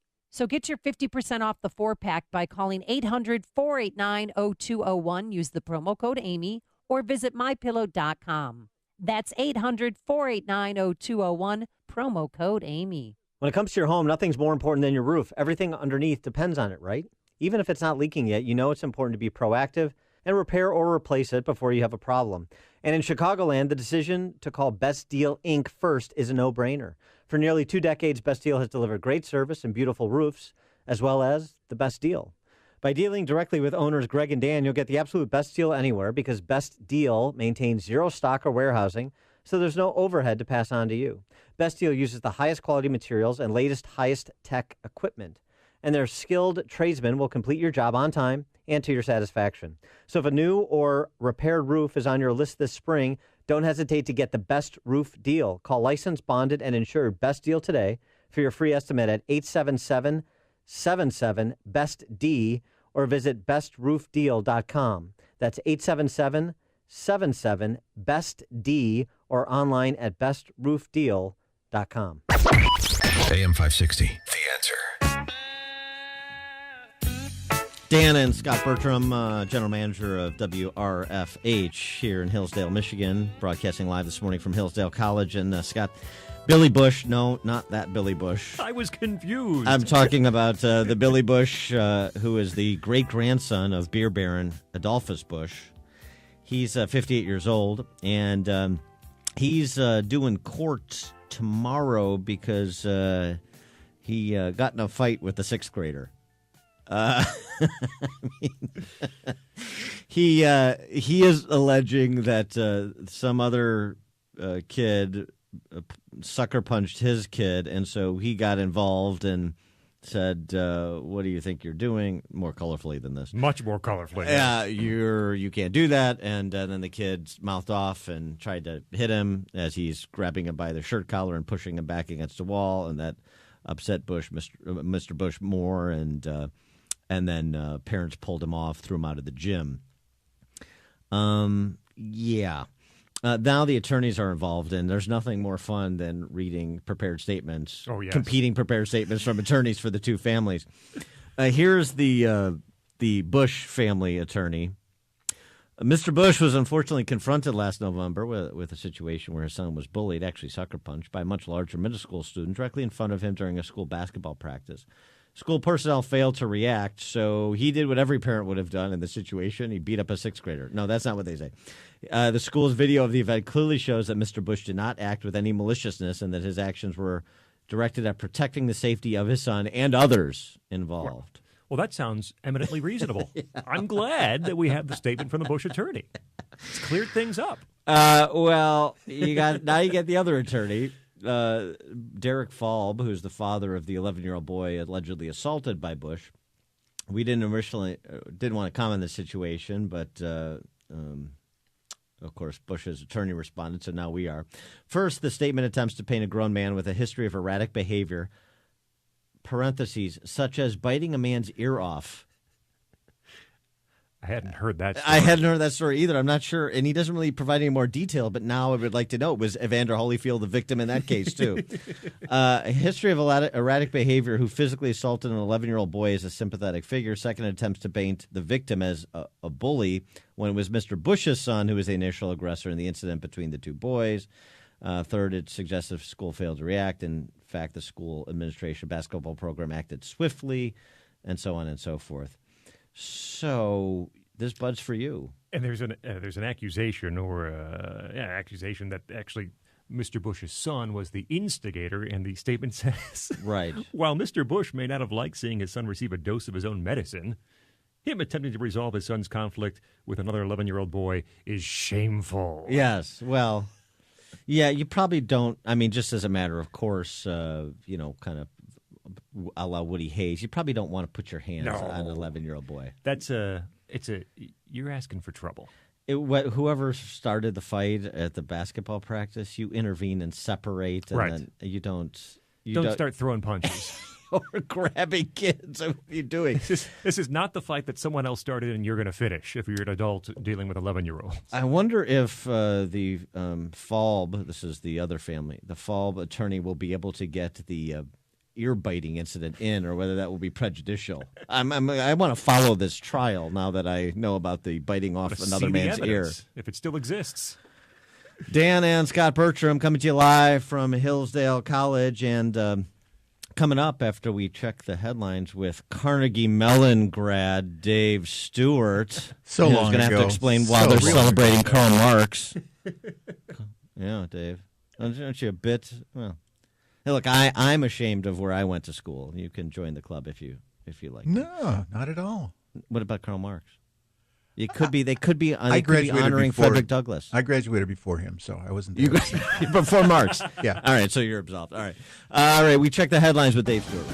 Thank you, Dan. Thank you, Scott. It is 50 degrees in Chicago, 631 at AM 560, The Answer. Rain will end. It will turn cloudy today. We'll see a high of 55. The 2020 U.S. Census will include a question about citizenship status, and Mark Mayfield has details. The Commerce Department announced the move on Monday night, even after critics warned that the move could result in a massive drop in response rate from immigrants that are fearing they could be deported.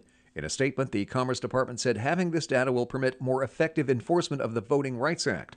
Civil rights groups say a drop in immigrant participation is going to result in inaccuracies that could impact how federal funds are distributed and even how congressional districts are redrawn. The Commerce Department also noted that citizenship questions were on the census from 1820 to 1950. Mark Mayfield, NBC News Radio.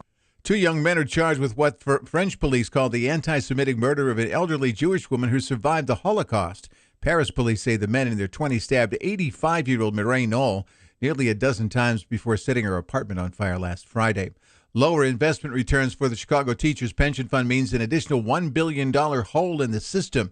It raises the question of how the fund can survive without additional money from taxpayers. Mayor Emanuel's $8.5 billion O'Hare expansion plan is taxiing toward takeoff. The City Council Finance Committee approved borrowing $4 billion against future airline fees and ticket taxes to get the project started. The Finance Committee also approved an ordinance to give the city's police and animal control officers the right to break into a locked car on an extreme weather day to rescue a dog that's in danger. Sponsors Alderman Gilbert Villegas. Whatever we can do to ensure that animals are safe, whether it's, on the state or city level, we should do it. The ordinance allows officers to break the window if they've made a reasonable effort to find the owner. And the woman at the center of the historic 1954 U.S. Supreme Court case that ended school segregation is dead.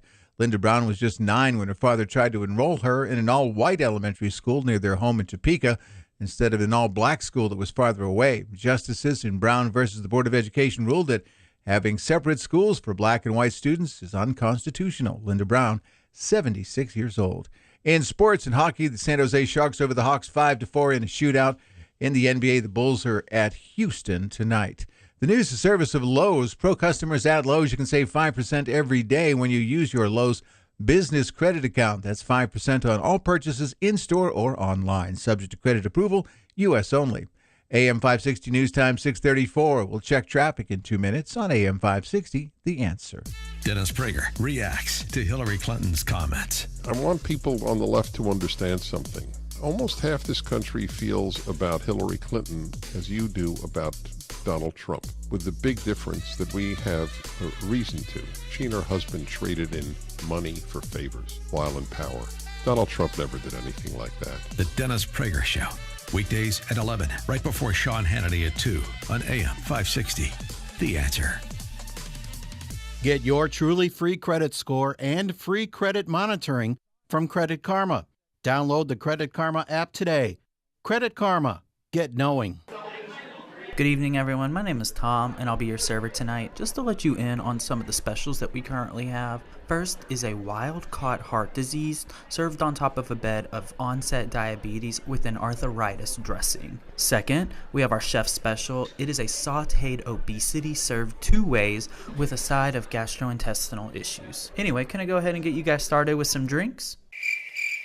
I don't think we're hungry anymore. Thanks, though. At Calitrin, we don't believe in drugs or stimulants, but rather products that are powerful and connect us to the natural world. That's why Calitrin is 100% all natural and the #1 choice for healthy weight loss for over 20 years. Hi, I'm Danny, and I'd like to say that I lost 8 pounds while I'm on Calitrin. My name is Linda, and I've been on Calitrin now for about a year, and I've lost 48 pounds, and it's helped my arthritis, so I really recommend Calitrin. Visit us at toploss.com or call 1-833-TOP-LOSS.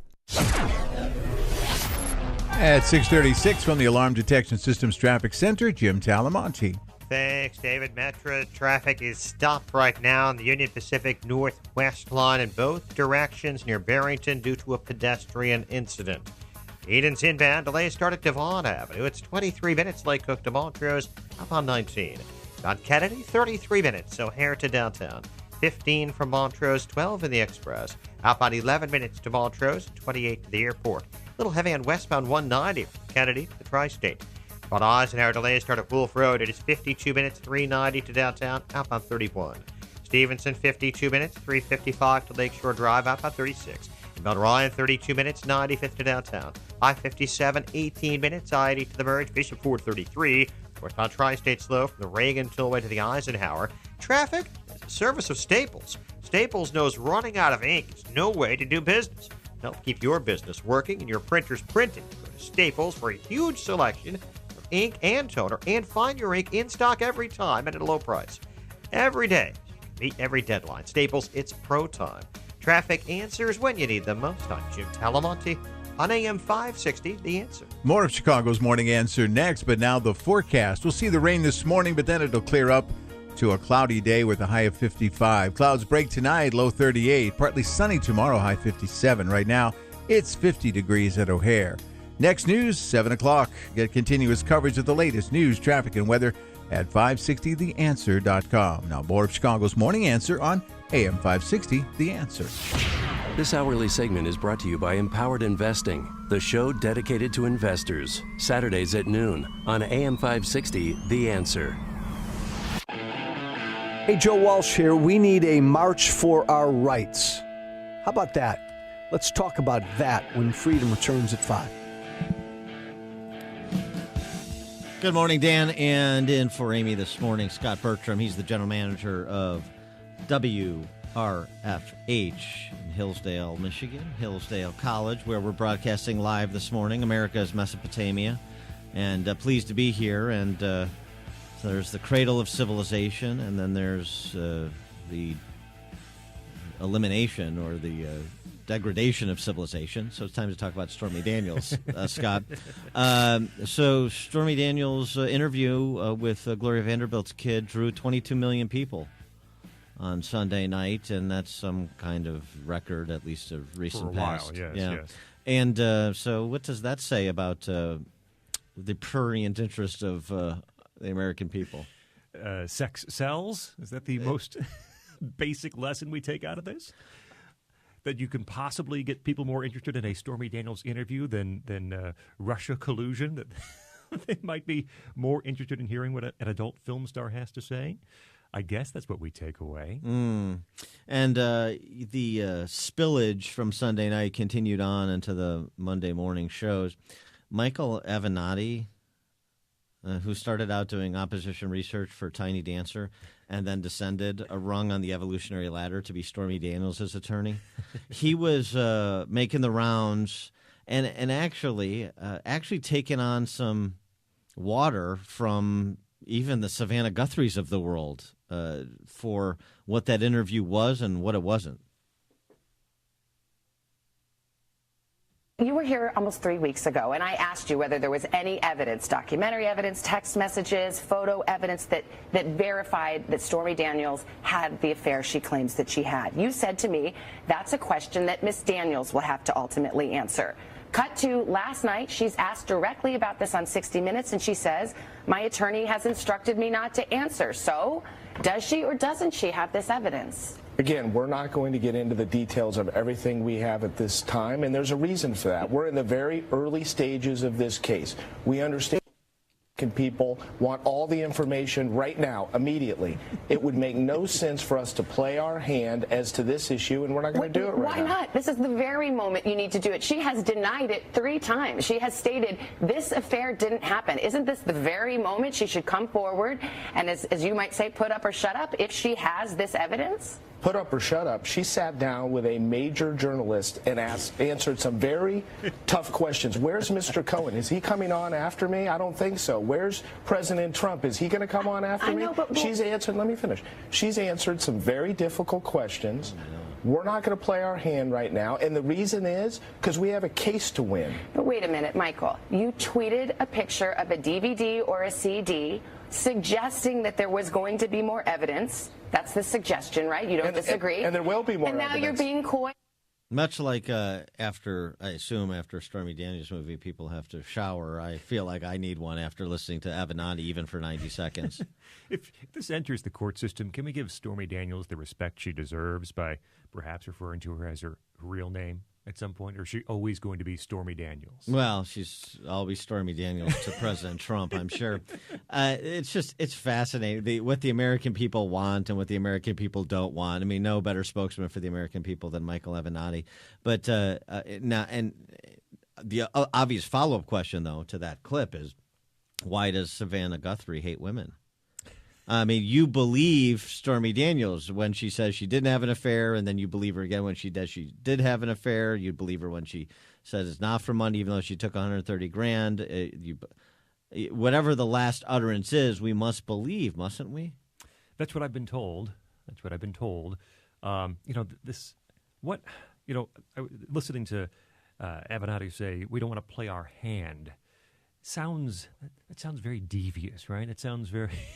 Well, I mean, and all the propagandizing over the weekend leading into this, right? The disc pick, right? Implying that and that was what got Savannah Guthrie and other morning show hosts that interviewed Avenatti yesterday upset, is because it was supposed to be some big reveal, and all you did was recycle charges that you previously denied. Right. That are 12 years old, and so what do we got here? And particularly when we're talking about a D.C. press corps that rallied to the defense of a Bill Clinton back in the day, talking about consensual sex shouldn't be demonized, and this is what Republicans are doing in pursuing impeachment for lying under oath is inappropriate, and so on and so forth.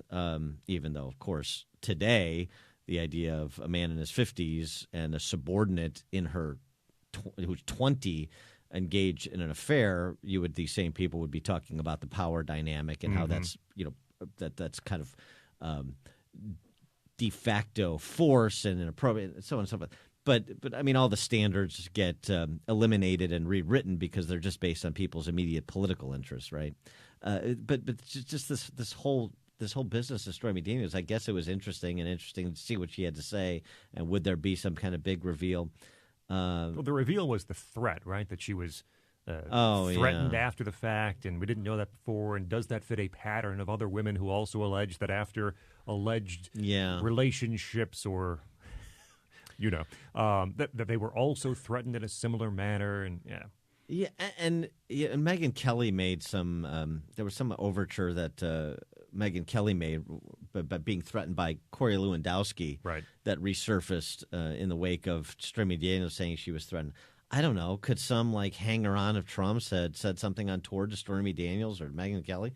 Sure, I believe that. Possibly, I don't know. But in terms of how this impacts his presidency, other than as just adding to the circus-like atmosphere around him, and other than him sort of reaping what he's sown over the last 30 years in terms of his personal conduct, right?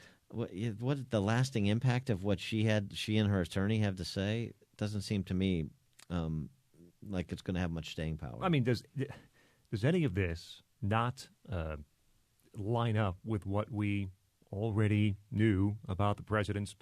People had almost more so than any other candidate in presidential history, perhaps, people had an excellent idea of who Donald Trump, the man, was before they voted for him. They may have been nebulous, or he may have been nebulous on some policies. He may have had it both ways on some issues. But who's Donald Trump? He's been in the public eye for 30 years, aided and abetted by the same media today that wants to take him down. The past 29 years, they gave him every opportunity to be interviewed, every opportunity to guest star on Home Alone 2, every opportunity to host The Apprentice and its variations on NBC. Yeah. And now we are supposed to be shocked that he engaged in behavior like this? Well, and again, right, and the credibility of the sources that are attempting to occupy moral high ground and chastise him and us by extension. Oh, the execs at NBC that had this monster on for 14 years, right? And probably knew more than anyone else because of how much footage is not used in The Apprentice. How many times are they mic'd up when saying things they don't know? The Billy Bush tape, right? How many times was Donald Trump mic'd up on The Apprentice and said or did something that never made it to the air that NBC execs and producers had to know about? Yeah, right. Well, I mean, it's just, it's really something. Tucker Carlson had a good line last night. He basically said, this was built into the price, which is sort of the point you're making. Yeah. Right, because people understood the choice was between him and somebody who hated them. Mm-hmm. Tom in Chicago Heights, you're on Chicago's Morning Answer. Hey, Dan, how you doing? Good. Well, you know the old saying, the proof's in the pudding? Well, guess what? She's got a dress. Yeah, okay. Thanks for the call, Tom. Well, I mean, here's the thing. If she's got a dress or there's some – if she can provide photographic or other please, just make it be photographic. and I don't want to see them. If she can provide photographic evidence that they had an affair, how is that going to be met with, I believe her. Right. Okay. This completely changes my reality. I can't believe you have evidence. Wait a second. You're telling me that the president had an affair? I mean, people. I mean, I feel like Dick Dietrich on Nightstand. People, please. Dan and Scott Bertram coming to you live from Hillsdale College this morning. Listen to podcasts of Dan and Amy from the AM 560 mobile app. Download it today at 560theanswer.com/mobile. Oh, wait, I got my corrected weather here. Hold on a second. We got weather. Weather today, rain mainly before 10 a.m., patchy fog before 8 a.m., high near 54. Tonight, mostly cloudy, low around 38. Wednesday, mostly sunny, high near 51. Cloudy overnight with a low around 40. And now we check the roads with Jim Telmonte. Thanks, Dan. Northbound I-65, traffic's heavy. 205th Avenue to State Road 2 with crash in the left lane. Hayden's is 25 minutes. Lake Hook to Montrose. Kennedy, 38 minutes. O'Hare to downtown, outbound 32. The Eisenhower, an hour from 390 to downtown, outbound 35 minutes. Stevenson, 54 minutes. 355 to the drive, outbound 40. Ryan, 32 minutes. 95th to downtown. Northbound Tri-State delays, 95th to 75th. From the Hinsdale Oasis to Ogden, and from the Reagan Toll to North Avenue, Metra has trains stopped on the Union Pacific Northwest line in Barrington in both directions due to a pedestrian incident.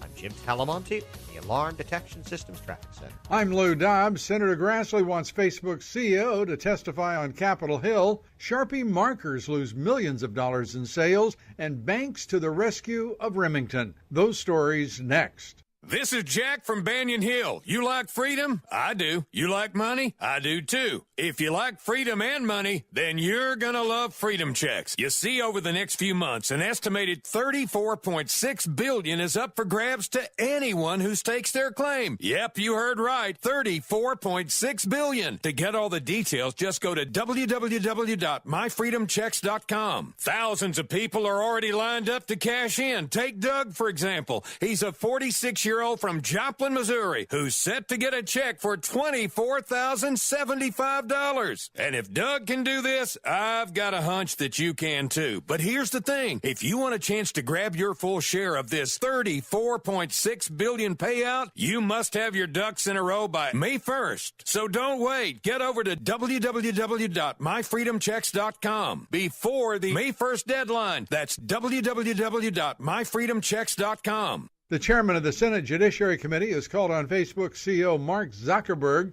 to testify at a hearing on data privacy. Grassley wants the Facebook CEO to testify on how the social network has gathered and used data for commercial purposes. The gunmaker Remington, Sunday announcing it was filing for bankruptcy, has obtained commitments for nearly $300 million from some of the country's largest banks who had already lent the firm money. A dispute between Sharpie and Office Depot cost the marker company millions in sales last year. At issue, a disagreement over end-aisle display marketing within the office supply stores, a dispute that has recently been resolved. Please join me for Lou Dobbs tonight, 7 and 11 Eastern on the Fox Business Network. This is the Lou Dobbs Financial Report. Did you know that studies have shown that we need over 10 servings of fruits and veggies every single day? If you're like me, it's hard to find the time and money to prepare and eat all of those fruits and vegetables. Who can do that? Yet we know that proper nutrition can prevent health problems, give us energy, and help us heal faster. Balance of Nature has spent over 20 years researching and delivering solutions to this problem. We can ensure that you consume over 30 different fruits and veggies every single day. Our capsules are filled with 100% real whole foods. There isn't a single thing added to Balance of Nature products. They're pure. We spent an incredible amount of time on the quality of our products. We do this for you. We do it for our own families. Give yourself a break and give your body what it needs. Call now to receive 35% off your first Balance of Nature order. Call 1-800-2468-751 or go online to balanceofnature.com. Use promo code Chicago. This is Dan Proft with 60 Seconds of Sanity for Upstream-Ideas.com. The main thing we learned from the 3,000-plus school walkouts that occurred and those already being planned for April 20 is who's in charge of K-12 education in America. And that should frighten you more than your average 18-year-old with a rifle or a violent video game. Those pillaging America's schools like Malcolm McDowell and his droogs in A Clockwork Orange are in charge of our schools, not attending them. It's zero tolerance on the one hand and tolerance of everything, including thuggery, on the other. If you're a white kid who scrawls the square root sign evoking a gun on a math assignment, then bring in Jack Bauer and put him on the clock. If you're a minority kid, say in Parkland, Florida, you can threaten to shoot up your school and no one will say anything. Under the guise of racial equity, schools are moving to remove disciplinary consequences for certain students and take discretion away from law enforcement in the process. Neither are teachers immune from the imposition of leftist orthodoxy. Just ask the California teacher put on administrative leave for hazarding a thoughtful discussion with her class about the politics of protests ahead of the walkout. With the politics being pushed on their kids, now is a good time for more parents to wake up and walk into their kids' schools for a healthy stop, look, and listen. Anxious for spring and sunshine? So is Joe Cotton Ford. Celebrate the warmer weather with a brand new American-made Ford truck from Joe Cotton. Check out the Ford F-150, Motor Trend's Truck of the Year, with enhanced intuitive infotainment features. The Ford F-150 has earned the National Highway Traffic Safety Administration's 5-star safety rating. For 41 years, the best truck running, and Joe Cotton Ford has the best selection, with special leasing offers that'll put some spring in your step. As always, every vehicle purchased comes with the Joe Cotton Advantage that goes above and beyond what the manufacturer offers. It'll help you save on maintenance, vehicle protection, and more. And at Joe Cotton, you'll get the white glove treatment without all the hype and pressure, just like generations of customers that keep coming back. Truly a different vehicle buying experience. Get to Joe Cotton Ford and celebrate spring with a new Ford car, truck, or SUV today. Gary and North Avenue in Carroll Stream, or at joecottonford.com. joecottonford.com. True story. So I urged one of my family members to call CertaPro Painters. He didn't do it, and that painting crew had to come back 3 times to fix their awful, sloppy mistakes, even paint on the floor, if you can believe it. Well, with CertaPro Painters, you get the best in the business. The attention to detail, color selection is truly unmatched. And now is the perfect time to get the interior of your home or business painted. The lower humidity provides an ideal environment for great coverage and quick drying times. They use fine quality paints with 0 or low VOCs, very little to no odor during application. Be an early bird and cross the first item off your 2018 to-do list. It's also the perfect time to spruce up your commercial property. Remember, each CertaPro Painter's business is independently owned and operated, so schedule your free estimate online at CertaPro.com or call 1-800-GO-CERTA. That's CERTA with a C. CertaPro Painters, we do painting, you do life. The following is a paid political announcement.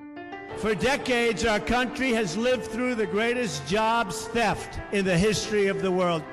Our factories were shuttered, our steel mills closed down, and our jobs were stolen away and shipped far away to other countries, some of which you've never even heard of.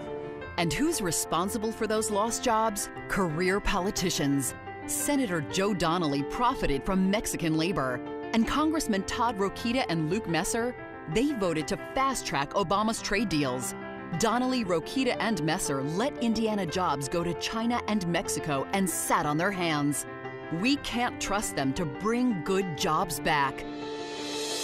Businessman Mike Braun, conservative, Christian, Mike Braun will help President Trump make America stronger than ever before. I'm Mike Braun. I approve this message. Paid for by Mike Braun for Indiana. At CVS Pharmacy at Target, we put a little extra heart into everything we do, like actively looking to save you money. Generics, 90-day refills, even rewards. Get a $5 Target coupon for every 10 prescriptions. On your next Target run, stop by CVS Pharmacy. We're the place with the big heart. Not valid on all prescriptions, including those purchased in Arkansas, New Jersey, or New York. Other restrictions apply. See cvs.com/extracare-target or the pharmacy for details. CVS Pharmacy at Target. Health is everything. Napa know-how. Right now, Mobil 1 Full Synthetic Motor Oil is just $5.99 a quart. Its advanced formula provides maximum sludge protection, defending your engine like a catcher defends home plate. So tell sludge to go kick rocks and get top-notch engine protection with Mobil 1 Full Synthetic, just $5.99. Quality parts, helpful people. That's Napa know-how. Napa know-how. General states pricing. Sales prices do not include applicable state, local taxes, or recycling fees. Offer expires 3/31/18. AM 560. The Answer.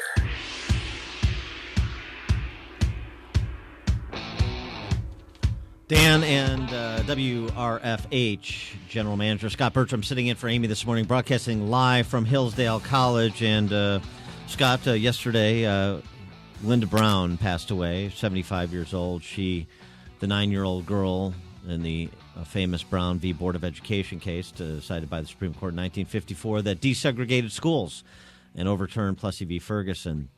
And my reflection on her life is the great contribution she made by being the plaintiff in that case, and the sadness with which I feel her passing, because she never saw the dream that was promised in Brown v. Board of Education of truly desegregated. It wasn't segregation by law anymore after Brown v. Board, but it's still, particularly in urban centers, segregation, de facto segregation. It's segregation anyway because children are discriminated against based on their household income and their address, Right. And that means disproportionately minority kids are disproportionately relegated to terrible schools in places like Chicago that we know will fail them. It's, again, moving to Michigan from Illinois. Michigan has a robust school choice system, unlike Illinois. And as the father of 2 young children who are nearing school age, this ability to actually choose, not based on your zip code or based on the street you live on, but based on what school is going to best fit my children, is an amazing freedom to have. We have at least 4 choices in Hillsdale, plus we could send them to nearby cities. There's schools as well if we wanted to. That ability, I'm preaching to the choir, I realize. Yeah.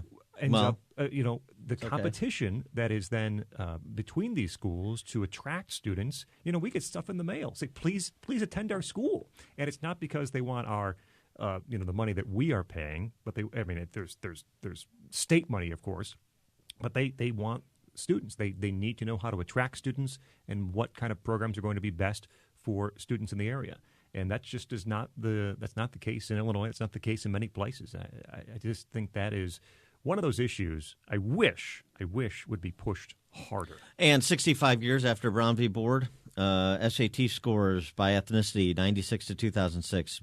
Blacks are about 160 points behind Asians, about 85 points behind whites, and Asians are the only one that's seen a real uptick in math SAT scores over the last 20 years. So the work product speaks for itself. Dan and Scott Bertram coming to you live from Hillsdale College at 7:07. We're going to talk guns with John Lott Jr., but now we throw it to Dave Stewart for the headlines. Thank you, Scott. Thank you, Dan. Among the stories we are watching today, Chicago police are investigating a triple shooting last night on the South Side. In Cook County, suing Facebook over misused data, as is Attorney General Lisa Madigan. And Dan Webb will not be President Trump's lawyer. We'll have more of Chicago's Morning Answer coming up, along with all the local news headlines. But right now, time for an update from Fox News on AM 560 The Answer. You're listening to WIND Chicago, where it's 7 o'clock. Suspicious packages, again a concern. I'm Dave Anthony, Fox News, but this time not in Austin, Texas. The FBI is investigating suspicious packages at 4 military installations. 2 contained fuses, including one at Fort McNair. The building was evacuated while that package was being examined. Investigators say that they detected some black powder residue on that package. An X-ray was also taken on it, and a suspected GPS as well as an expedient fuse was found inside. Now, eventually, everything was clear there, and that was deemed safe. Kristen Leon with Fox 5 TV at Joint Base Anacostia Bowling in Washington, where they also got a suspicious package. Australia has joined the club of more than a dozen countries, including the U.S., expelling Russian diplomats over the poisoning of an ex-Russian spy using a nerve agent in Britain. We cannot and will not stand by and watch when the sovereignty of our allies and partners is threatened. Australian Prime Minister Malcolm Turnbull. Russia denies being involved in the poisoning and has threatened retaliation. The day after telling her story on TV, claiming to have a sexual encounter with Donald Trump 12 years ago, Stormy Daniels takes legal action. Fox's John Decker live at the White House. The adult film actress filed a lawsuit against the president's personal attorney Michael Cohen for defamation. White House spokesman Raj Shah on Monday denied Daniels' claims of an affair more than a decade ago.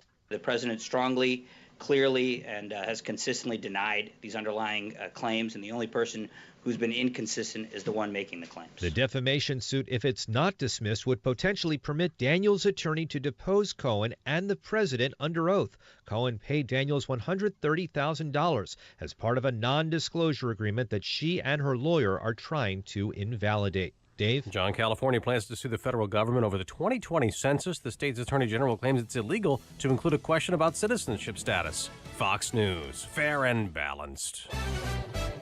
Good morning. It's 50 degrees in Chicago at 7:02 on AM 560 The Answer. I'm David Stewart. The rain will end. We'll see it. Cloudy skies today with a high of 55. Chicago police looking at a triple shooting on the south side. Police say a man and 2 teenage boys were shot last night in the 2500 block of East 79th Street by someone in a green vehicle. One person's recovering after a fire in the Edgewater Beach area of the north side. Authorities say that blaze broke out last night in a 5-story apartment building in the 5700 block of North Kenmore. Cook County is suing Facebook and Cambridge Analytica over allegations of fraud. The suit follows reports that the political consulting firm for the Trump campaign used illegally obtained Facebook data to influence voter behavior. Attorney General Lisa Madigan is also suing Facebook. She and her counterparts from 37 states want to know if Facebook controls what sort of data are shared with third-party developers. People need to realize that all the information they put up there, their likes, their dislikes, their habits, it's all being collected, it's being purchased, it's being analyzed, and it's being used. She also wants to know how that data are being used. 2 prominent attorneys with a Chicago-based law firm will not be representing President Trump. Winston & Strawn says that Dan Webb and Tom Buchanan declined because of business conflicts. Webb, of course, the former U.S. attorney for the Chicago area. A wrongfully convicted man happy to be working with the White Sox once again after spending more than 20 years in prison. Nevis Coleman was excited to move forward yesterday after returning to his job at Guaranteed Rate Field. The past in the past now. There's no more anger, upset, frustrated, nothing. Because, when I was in there, I was miserable. But now I got my loved ones behind me and standing on my side. That misery gone now. Coleman was on the groundskeeping crew in 1994 when he was charged with rape and murder, but he was released last November after new DNA evidence exonerated him. In sports and hockey, it was the Sharks over the Hawks 5-4 in a shootout. In the NBA, Bulls visit Houston to take on the Rockets. Preseason baseball, the Red Sox over the Cubs 4-2. Same 2 teams play today in Florida, and the White Sox beat their AAA affiliate Charlotte 9-5. The news is a service of Staples. Staples knows that running out of ink is no way to do business. Help keep your business working and your printers printing. Go to Staples for a huge selection of ink and toner and find your ink in stock every time and at a low price every day so you can meet every deadline. Staples, it's pro time. AM 560 News Time 7:04. We'll check traffic in 2 minutes on AM 560, The Answer. On AM 560, The Answer. Your opinion counts. and we want to know how you feel about the news stories we're talking about each and every day. Make sure to vote in the M13 Graphics Opinion Express poll at 560theanswer.com. Listen for today's poll question at 10:30 a.m., 12:30 p.m., and 3:30 p.m. and hear the results each evening at 5:30. It's the M13 Graphics Opinion Express poll on 560theanswer.com. Are we ready to open next month? I think so. You think so? Well, it's complicated. Fire protection, first aid supplies, uniforms, safety training, mat services. Oh, and restroom supplies. So uncomplicated. Call Cintas. They'll handle all of it. Wow, one company can handle all that? That's not very complicated. So, you'll be ready? Oh, we'll be ready. Learn how Cintas can help you get ready for the workday. Visit Cintas.com. Buying a new tractor? You owe it to yourself to visit your LS Tractor dealer. LS Tractors give you a lot more tractor for less money compared to other brands. For starters, LS Tractor comes with more select features as standard equipment. They make operating your tractor easier with better performance to get more work done quicker. Compare and you'll know who gives you more tractor for your money. LS Tractor. Excel in your field. Learn more at lstractorusa.com. Visit Abbey Equipment in Streator and get more tractor. At 7:06 from the Alarm Detection Systems Traffic Center, here's Jim Talamonte. Thanks, David. Metra trains remain stopped on the Union Pacific Northwest line near Barrington due to a pedestrian incident. CTA is honoring Metra tickets on the Blue Line to Rosemont to Irving Park till further notice. Eden's inbound traffic a bit tight. Foster to Montrose. 21 minutes. Lake Cook to the junction. Outbound 23. On Kennedy, delays start at Canfield, 42 minutes O'Hare to downtown, 22 from Montrose, 20 of the Express. Outbound 13 minutes to Montrose and 33 to the airport. About Eisenhower, an hour and 2 minutes, 390 to downtown, 45 minutes from Manheim, outbound 38, 390. Stevenson, an hour and 2 minutes, 355 to Lakeshore Drive, 48 minutes from the Tri-State, outbound 40 to 355. Ryan, 32 minutes, 95th to downtown. I-57, 20 minutes, 90 to the Merge, Bishop 439. Northbound Tri-State delays, 95th to 75th. Hinsdale Oasis to Ogden, and from the Reagan Tollway to North Avenue, from Veterans Memorial, little heavy approaching the Reagan Tollway. Northbound I-65 slow, approaching State Road 2 with a crash in the left lane. Traffic answers when you need them most. I'm Jim Talamonte on AM 560, The Answer. More of Chicago's Morning Answer next, but now the forecast with meteorologist Kevin Snyder. Morning rain, otherwise cloudy day, high 54. Then tonight, clouds break, low 39. Clouds and sun tomorrow with a high 58. And a passing late night shower tomorrow night, low 40.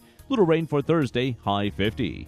I'm Kevin Snyder on AM 560, The Answer. It's 50 at the lakefront, 52 at Midway, 51 at O'Hare. Next to news at 7:30. Continuous coverage of the latest news, traffic, and weather at 560theanswer.com. Chicago's Morning Answer continues now on AM 560, The Answer. This hourly segment is brought to you by Papa Nicholas Coffee. Papa Nicholas, best beans, best roast, best coffee. This is Chicago's Morning Answer with Dan Proft and Amy Jacobson on AM 560. The Answer.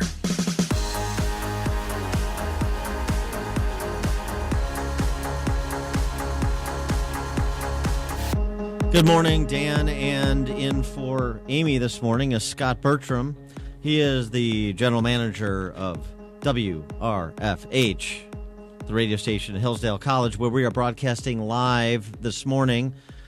Happy to be comfortably ensconced in America's Mesopotamia, as I like to call it, the cradle of civilization here at Hillsdale, talking about guns and the spillover yet from the weekend's activities that were financed by the dark money that the left That's right. likes to decry, except when it's coming from celebrities or George Soros to fund their activities.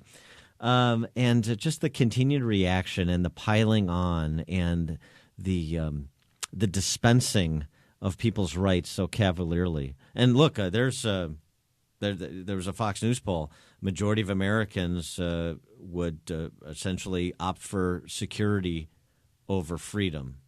That's a dangerous place to be when it comes to gun rights or any other rights.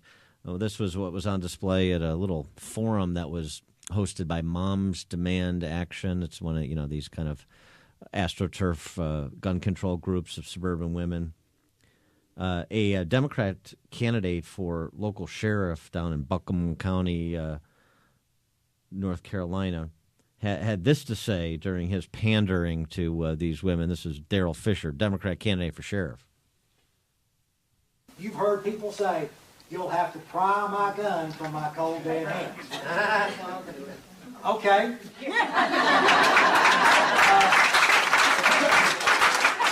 Whenever you pass away, we'll come get it. I don't know. I'm just saying. Joking just a little bit there. Yeah, just a little bit.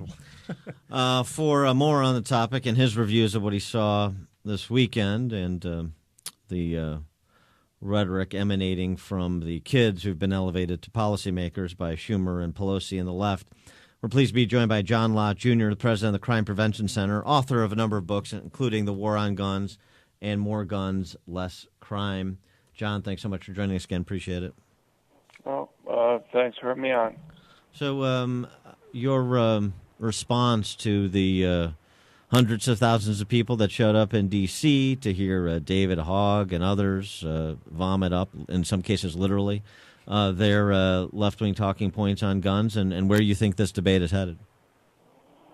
Well, I mean, I guess my concern is a lot of the proposals that they have, at best, they'll do nothing. At worst, they'll make people less safe. So I don't really see this as a trade-off between safety and freedom that you're talking about. I see it as a situation where we may have less safety and less freedom. You go and you want to raise the age of people being able to have guns to 21.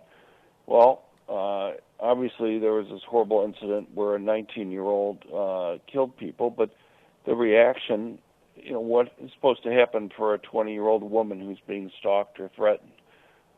There's no discussion about what the empirical evidence, what the academic research, which has looked at past times where we've increased the age that people could own guns. It hasn't worked out the way people who were advocating for those types of laws were hoping for. There's been evidence that when you've had those types of increases at the state level and other places, you've actually seen increases in crime rates because you're making it so that some people who would be vulnerable are no longer able to go and protect themselves. They want to go and have changes in background checks, but they don't deal with the fact that virtually everybody who gets stopped from background checks right now is what we call false positive. That when they say that there are 3 million people that have been stopped from buying guns, that they don't mention that virtually all of those are law-abiding citizens who simply had names similar to the people that we wanted to have stopped, and that it can cost thousands of dollars for these individuals to get it fixed. So you're stopping law-abiding citizens some of them who may need guns for self-protection, from being able to go and protect themselves. So it's just, there's a range of things there, but it's one thing to want to try to just do something. It's another thing, though, to hope we can actually do something that's related to the problems that is motivating the change to begin with. So, I look at these things and I'm frustrated that there's no desire to go and get rid of these gun-free zones. I mean, the attack in Florida at the school was yet another example where attacks occurred where general citizens aren't allowed to have guns for protection. I mean, we have 18 states that allow teachers and staff to be able to go and carry permanent concealed handguns. And there's never been a mass public shooting in any of those places that allow teachers and staff to carry. It takes away their strategic advantages. I mean, Florida, in their bill, just cost $500 million a year to go and put one uniformed police officer in each public school in the state. Well, having one officer there, even if they're on the scene, as opposed to what happened in the Florida shooting, is like putting somebody there with a neon sign that says "Shoot me first." They're continually singled out and shot at first because the killers know if they can kill the one person who's armed there, they'll have free reign to go and kill other people. John Lott, it's Scott Bertram. I wanted to ask, in this environment we see all sorts of ideas resurface. There's an op-ed in the New York Times. I know Chris Hayes from MSNBC has picked up on this idea that we should roll back and allow lawsuits against gun makers when their guns are used in crimes. Why is that a bad idea? Well, I mean, the whole point of those lawsuits originally by Chicago and other places was simply to go and have lots of lawsuits that would eventually bankrupt those producers. You know, it's one thing to sue people for any cost that's associated with their product, but you know, it seems like what you would want to have is some notion of the costs and benefits. Okay, you know, bad things happen. It's kind of like with the increased age to 21. Something bad happened with a 19-year-old. Well, you want to compare that to the losses of safety that you might have by not allowing other people, like a young woman who's 20, to be able to go and protect herself at the same time. What's the net effect? But those lawsuits didn't try to look at the net effect on people's safety. They would just say, here's a cost. People should be reimbursed for this general cost that's here. And, you know, if you have that, first of all, it would be with, they wanted to go after some product that they thought was politically weak, like guns, and then go after other products like cars or what have you. I mean, if you were to go and sue a car maker for every time that there was an accident that occurred, saying, well, you know, they should be responsible for the cost of that accident, I mean, you would put most products out of business. What about the idea advanced by David French and others, a conservative response to some of these problems, particularly the mass shooter issue, and that's the gun violence restraining order? The idea, and it wouldn't be one-sided. The target of a restraining order would have his opportunity to present his case in a court of law, but the idea of being able to essentially force somebody into court to have to make their case for legitimate reasons about mental health specifically. What about something like that as a tool? Look, if you really believe somebody's a danger to others, and so, you know, you want to be able to go and prove to a court that this person's a danger to others, you should have the person involuntarily committed to some type of mental health facility. You know, the notion that you're just going to say this person is legally barred from obtaining a weapon, you know, they don't think people can illegally obtain a weapon. I mean, it's the same people that sell drugs are the same people that sell illegal guns. I mean, how difficult is it for somebody to go and obtain illegal drugs? The drug dealers have guns in order to protect themselves from you know, somebody taking their valuable property that they have, and so, you know, this notion that just, well, if I just say you can't legally obtain a weapon, if you really believe somebody's a danger, why would that be the only response that you would take on that? What about what was included in the Fix NICS, the National InstaCheck System legislation, some more funding and so forth? You mentioned some of the problems with the background checks. Is anything that was advanced in the wake of Parkland going to improve the national background check system? No, I don't think. I think I was very disappointed by the legislation that was bundled in with the omnibus spending bill. You know, there was no desire to kind of fix some of the real problems with the background check system. And you know, there's more than that in the bill. They also had this Stop School Violence Act, which puts up $75 million. But it was written by this group. You know, often legislation gets written by special interests. Well, it was written by this group called Sandy Hook Promise, which specifically tailored the legislation so that they would be the ones that would go and get the grants. And the thing is, the Sandy Hook Promise is a rabid anti-gun group. I've debated them several times, and you name it, from banning guns to other things, this group is in favor. And they essentially use their lectures that they give to teachers and students around the country to go and essentially try to convince people that guns should be banned. And I don't see any reason why taxpayer dollars should be given to such a obvious political group that's there under the pretense that they're helping you identify people who have a tendency for violence.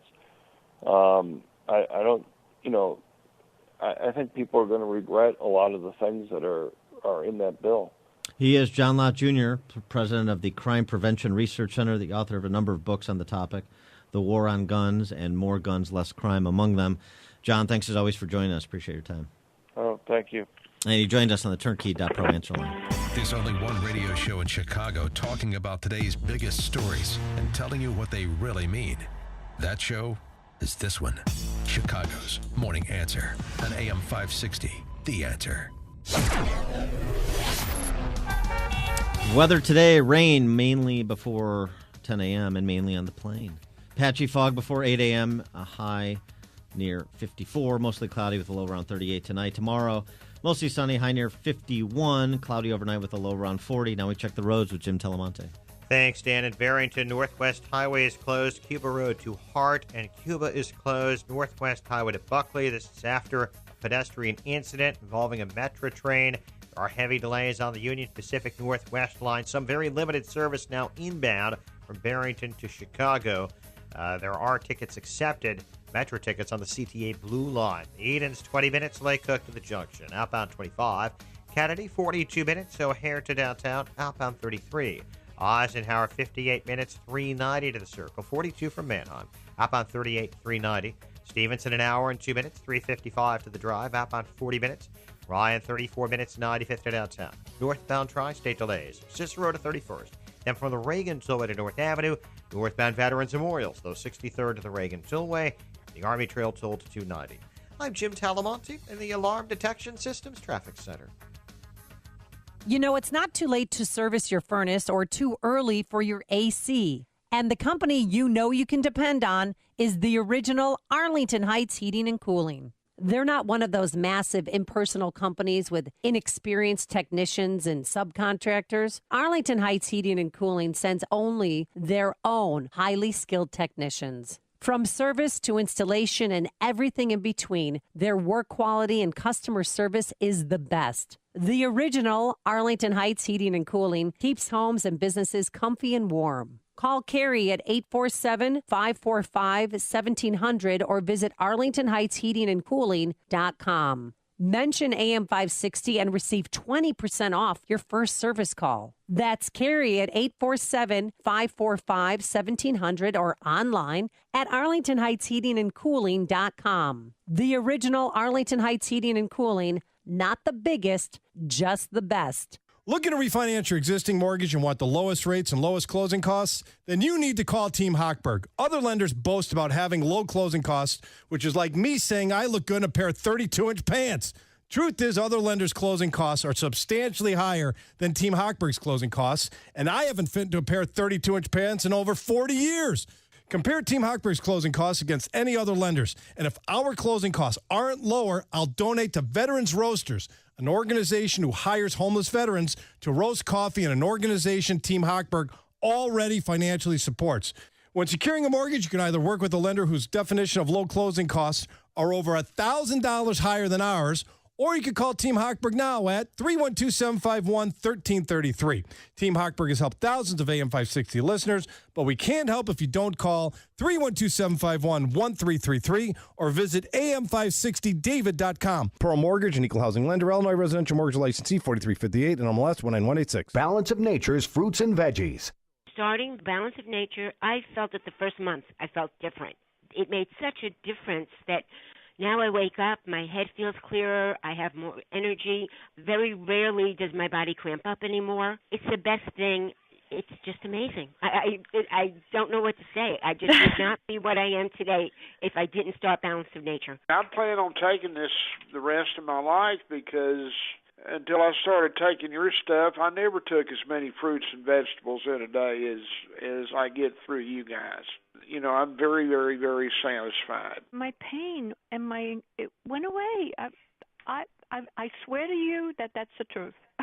When you call, use discount code CHICAGO, and we'll take 35% off your first month's order and ship it to you free. Call 800-246-8751 or go online to balanceofnature.com and use discount code CHICAGO. If you still haven't purchased the very best pillow, of course I'm talking about MyPillow, the 4-pack deal is back. So I strongly urge you to go online or call now to make sure you take advantage of this great deal. A great night's sleep is so important, so give yourself the gift of a great night's sleep by ordering a MyPillow. By using the promo code Amy, you'll get the absolute best deal available anywhere. The MyPillow 4-pack deal includes 2 premium MyPillows and 2 Go Anywhere MyPillows at 50% off. I love that I can move the fill to get the support I need, regardless if I sleep on my back or side. I never wake up with a stiff neck or headache. And MyPillow is made in America, washable and dryable, hypoallergenic, and has a 10-year warranty plus a 60-day money-back guarantee. So get your 50% off the 4-pack by calling 800-489-0201. Use the promo code Amy or visit MyPillow.com. That's 800-489-0201, promo code Amy. AM 560, The Answer. So, Scott, this is an interesting story. High school's rejecting a father from taking his daughter to prom in Fayette County, Georgia. Now, this isn't a weird thing like mom marrying her son. Okay, this is a nice thing. Like the daughter asked her father, Ron Toussaint, to take her to prom because she's the best man in his life. It's a sweet thing. And here's Ron Toussaint explaining it. Ronald Toussaint just bought a new prom dress for his daughter, but it looks like she won't be wearing it. She's actually pretty upset, and it's my job to dress it up and make it look good.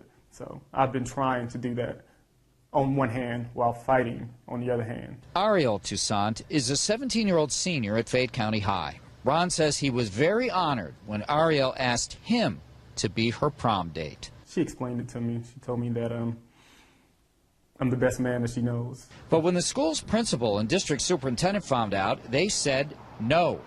A district spokesperson sent the policy to Channel 2. It says prom dates may be no younger than the 9th grade and no older than 20. Ron says his daughter's request is not unheard of. We went online and found numerous stories of fathers taking their daughters to the prom. And some of the nation's most famous celebrities and athletes, all over 20, have taken teenage fans to the big dance. It should be my child comes first, right? And whatever that she needs. So if she needs me to come to the prom with her, it makes her feel comfortable. I'm her safe zone, and that should be fine. I've never been to a prom, Scott, so I'm going to defer to you on this one. Dan, I've also never been to a prom. Oh, right, exactly. A couple of Bennett Academy dorks never went to prom. That's right. In fact, was it prom or homecoming? I think it was prom. Was the day I secured my first internship in radio. Instead of going to my prom, I actually got an internship. So that's what was on my mind. You're doing something productive. I was playing like Stargate or something at home. So I can't speak from prom experience, but how tough is it to work around these rules? We have a rule. It's right here in this manual. Obviously, you understand what the rule is for. And then you also understand that this is a lovely thing with daughter and father. Like, it's going to be a father-daughter dance for her, you morons. But you can't get out of your own way because we have these policies, and that those policies are to replace human judgment. So we can't contemplate anything that doesn't fit within the four corners of this stricture in this book that some educat compiled. And you also can't possibly consider adding one line to the rule saying, unless said person is a parent. Yeah, although the problem is in today's, everything goes. If I feel that I'm a parent, Dan, why should I not? I mean, I might be 24 and she's 17, but I feel like I'm her dad. Yeah, Really. or you literally have the case where a woman's going to jail for marrying her daughter after she married her son. I mean, this is what happens when you open Pandora's box. You can't allow for redeeming things like Ron Toussaint and his daughter to go to prom together. By the way, so you know, I am honored to have as my co-host, in permanent fashion, you filling in today, the North American record holder for proms attended. Really? So Amy Jacobson more than makes up for all the proms that we did not attend. As long as we average it out in the end. There you go. Right. All right. Time to check the headlines with Dave Stewart. Coming up at 7:37, Campus Beat. We preview Northwestern Sex Week. We find out from Scott of Hillsdale. Also features that. But now we check the headlines with Carnegie Mellon's very own Dave Stewart. Thank you, Dan. Thank you, Scott. Good morning. 50 degrees in Chicago, 7:30 on AM 560. The Answer. Rain will end today. It will be just cloudy with the high of 55. White House spokesman Raj Shah says the expulsion of dozens of Russians from the U.S. will make the U.S. safer. The president ordered the expulsion of dozens of Russian intelligence officers and the closure of the Russian consulate in Seattle. The expulsions of about 60 intelligence agents was retaliation for the poisonings of an ex-spy and his daughter in Great Britain. President Trump's lawyer is being sued by porn star Stormy Daniels. Mark Mayfield reports. One day after detailing her alleged affair with Trump, she filed a defamation suit against Michael Cohen, saying he painted her as a liar. She's already suing President Trump in an effort to get out of an agreement to keep quiet about the alleged affair. As part of the agreement, she was paid $130,000 ahead of the 2016 presidential election. President Trump has repeatedly denied having an affair with Daniels. Mark Mayfield, NBC News Radio. Uber will not be test driving any more self-driving vehicles in Arizona. The state has put a halt to it after a woman was killed by a self-driving Uber March 18th while crossing a street in Tempe. No one's injured after a suspicious package was left unattended at a CTA Red Line station on the south side. The package was found last night near the CTA attendant's booth at the Red Line Garfield station. The bomb squad was called in, but nobody was injured. Governor Rauner, Mayor Emanuel will be among the first people to get a look at Apple's new iPad designed for classrooms. They'll be at the launch of the new iPad at Lane Tech High School this morning. Apple watchers expect the new iPad to be lower in cost and part of a push to get school leaders to consider Apple products. And it is going to cost you if you want to see Loyola in the Final Four. Tickets for the Saturday game in San Antonio are selling through the school's website for $375. In sports and hockey, the Sharks over the Hawks 5-4 in a shootout.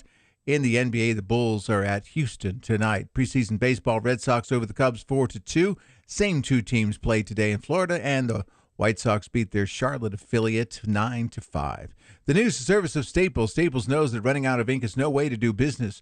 Help keep your business working and your printers printing. So go to Staples for a huge selection of ink and toner and find your ink in stock every time and at a low price every day so you can meet that deadline. Staples, it's pro time.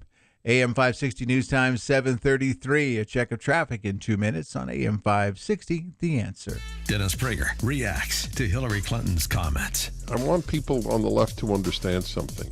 Almost half this country feels about Hillary Clinton as you do about Donald Trump, with the big difference that we have a reason to. She and her husband traded in money for favors while in power. Donald Trump never did anything like that. The Dennis Prager Show. Weekdays at 11, right before Sean Hannity at 2 on AM 560. The Answer. Taste the difference of skilled gaucho chefs at Fogo de Chão Brazilian Steakhouse, where every cut is expertly prepared. Reserved today in Chicago, Rosemont, and Naperville at fogo.com. At CVS Pharmacy at Target, we put a little extra heart into everything we do, like actively looking to save you money. Generics, 90-day refills, even rewards. Get a $5 Target coupon for every 10 prescriptions. On your next Target run, stop by CVS Pharmacy. We're the place with the big heart. Not valid on all prescriptions, including those purchased in Arkansas, New Jersey, or New York. Other restrictions apply. See cvs.com/extracare-target or the pharmacy for details. CVS Pharmacy at Target. Health is everything. Napa know-how. Right now, Mobil 1 Full Synthetic Motor Oil is just $5.99 a quart. Its advanced formula provides maximum sludge protection, defending your engine like a catcher defends home plate. So tell sludge to go kick rocks and get top-notch engine protection with Mobil 1 Full Synthetic, just $5.99. Quality parts, helpful people. That's Napa know-how. Napa know-how. General states pricing. Sales prices do not include applicable state, local taxes, or recycling fees. Offer expires 3/31/18. The following is a paid political announcement. For decades, our country has lived through the greatest jobs theft in the history of the world. Our factories were shuttered, our steel mills closed down, and our jobs were stolen away and shipped far away to other countries, some of which you've never even heard of. And who's responsible for those lost jobs? Career politicians.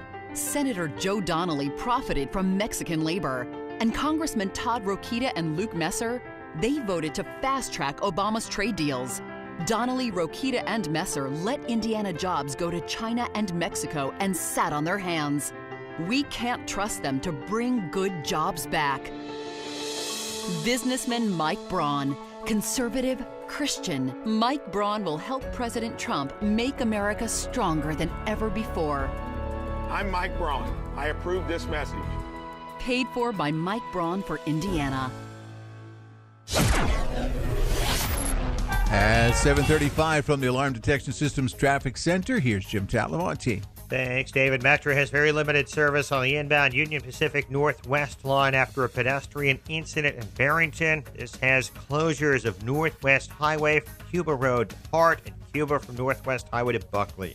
Eden's 20 minutes, Lake Cook to Montrose, outbound 25. Kennedy, 42 minutes, O'Hare to downtown, a little heavier in the express, outbound 35 minutes to the airport.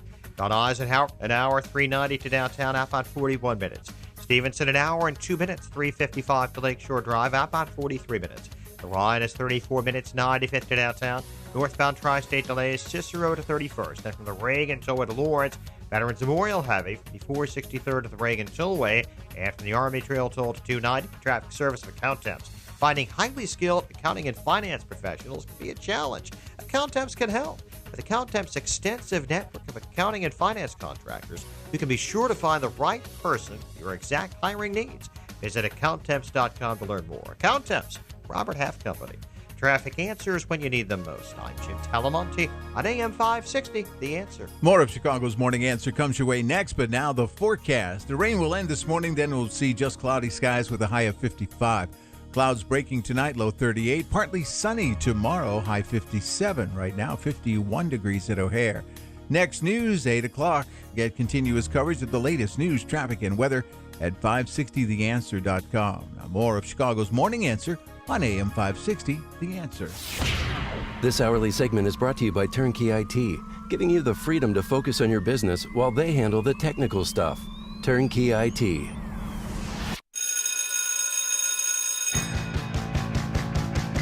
They got the beat, the campus beat, the campus beat. Yeah, the campus beat. Nobody does a Belinda Carlisle like our technical producer, Justin. Dan and Scott Bertram, he is the general manager of WRFH Radio in Hillsdale, Michigan. We're broadcasting live from Hillsdale College, where they're generously hosting me for a couple of days. It's great to be here and recharge intellectually. Talking about colleges, tale of colleges. So we'll talk about every other college except Hillsdale. Hillsdale's doing it one way. Not every college, but most other ones are doing it very differently. We talked about this earlier, but just an easy illustration. 200th year anniversary of Frederick Douglass's birth, of Karl Marx's birth. Hillsdale College is honoring Frederick Douglass. Carnegie Mellon, founded by two, cajillionaire businessmen, successful businessmen, Andrew Carnegie, Andrew Mellon, honoring Karl Marx. Frederick Douglass here because this school, founded in 1844, was founded by abolitionists and on the principles articulated in the Declaration. And I don't know where Carnegie Mellon and most other colleges are and what they've been founded on or how close they are to what the principles upon which they were founded. Not very. And going back a ways, there's a Civil War monument right. It's actually neat on the end of campus because it's Abraham Lincoln on one side and Frederick Douglass on the other side, and in the center is our Civil War monument. And Hillsdale had I believe it's the largest percentage of the male student body of any college in the country went to fight for the Union during the Civil War. And so there's outside of West Point. Right. There's a memorial there for those who fought and those who died in the Civil War from Hillsdale. And so it's a nice little, complete circle, so to speak, down there at the end of campus. Well, so that leads me to this next question. When is Sex Week this year on campus at Hillsdale? Because I know Northwestern's, where I matriculated, that's scheduled for April 5th. So I just want to make sure yours doesn't conflict with Northwestern. Well, you want to hit as many as possible around the country. You want to experience this in many different ways. Precisely. Yes. I would have to check our schedule, but I'm not sure we have a Sex Week here at Hillsdale. Well, I just also, not just for my own schedule, but Lady Sophia, the dominatrix featured at this year's Northwestern Sex Week. I want to make sure, she doesn't have a scheduling conflict so she can make her way up to Michigan. Yeah, the Sex Week at Northwestern University, also a.k.a. Sex Toy University. You're familiar with it. Lady Sophia will be there to teach all of these budding intellectual giants and thought leaders in the nation, journalists in particular, too. They're how their moral rectitude, the journalism community, very offended by Stormy Daniels. Sex Week at Northwestern, April 5th, starts April 5th. This event that's going to be where Lady Sophia will be featured prominently will teach students various BDSM practices: bondage, domination, sadomasochism. What better way can you learn about the basics of BDSM than from a professional dom in Chicago? Is that a rhetorical question? Well, they answered it for you. Okay. This is student organizers of Sex Week at Northwestern. Sophia the Dominatrix runs Chicago Dungeon Rentals, familiar with it, and an established sex educator. She's an educator. So it's fine that she's on campus. If you ask, she'll show you her certificate, in fact. Yeah, hey, parents who send their kids to Northwestern, this is what you had in mind at $70,000 a year price point? She hosts private BDSM sessions in her dungeon-themed chambers, according to her website. Now, the event on April 5th focused on healthy BDSM practices and also give you a bit of a behind-the-scenes side of BDSM relationships. Yeah. The goal of the workshop is to reduce some of the stigma of BDSM and that community while providing a safe how-to from a knowledgeable source. In addition, have they? I'm not saying that I know this firsthand, but my guess is this information is readily found on the internet without having to take a workshop at Northwestern. Or am I reading the situation the wrong way? That's such a patriarchal response, Scott. You sicken me. Safe space. We need a safe space to discuss these issues as a community. And remove the stigma. Remove the stigma. Thank you. Fuck. Isn't this obvious? Sex Week, April 3rd to the 6th. Go mark your calendars there. Feature additional workshops on subjects such as polyamory, masturbation, personal sex stories, can't wait to share mine, queer and kink sex, and more. Well, that's a full week. There's no question about it.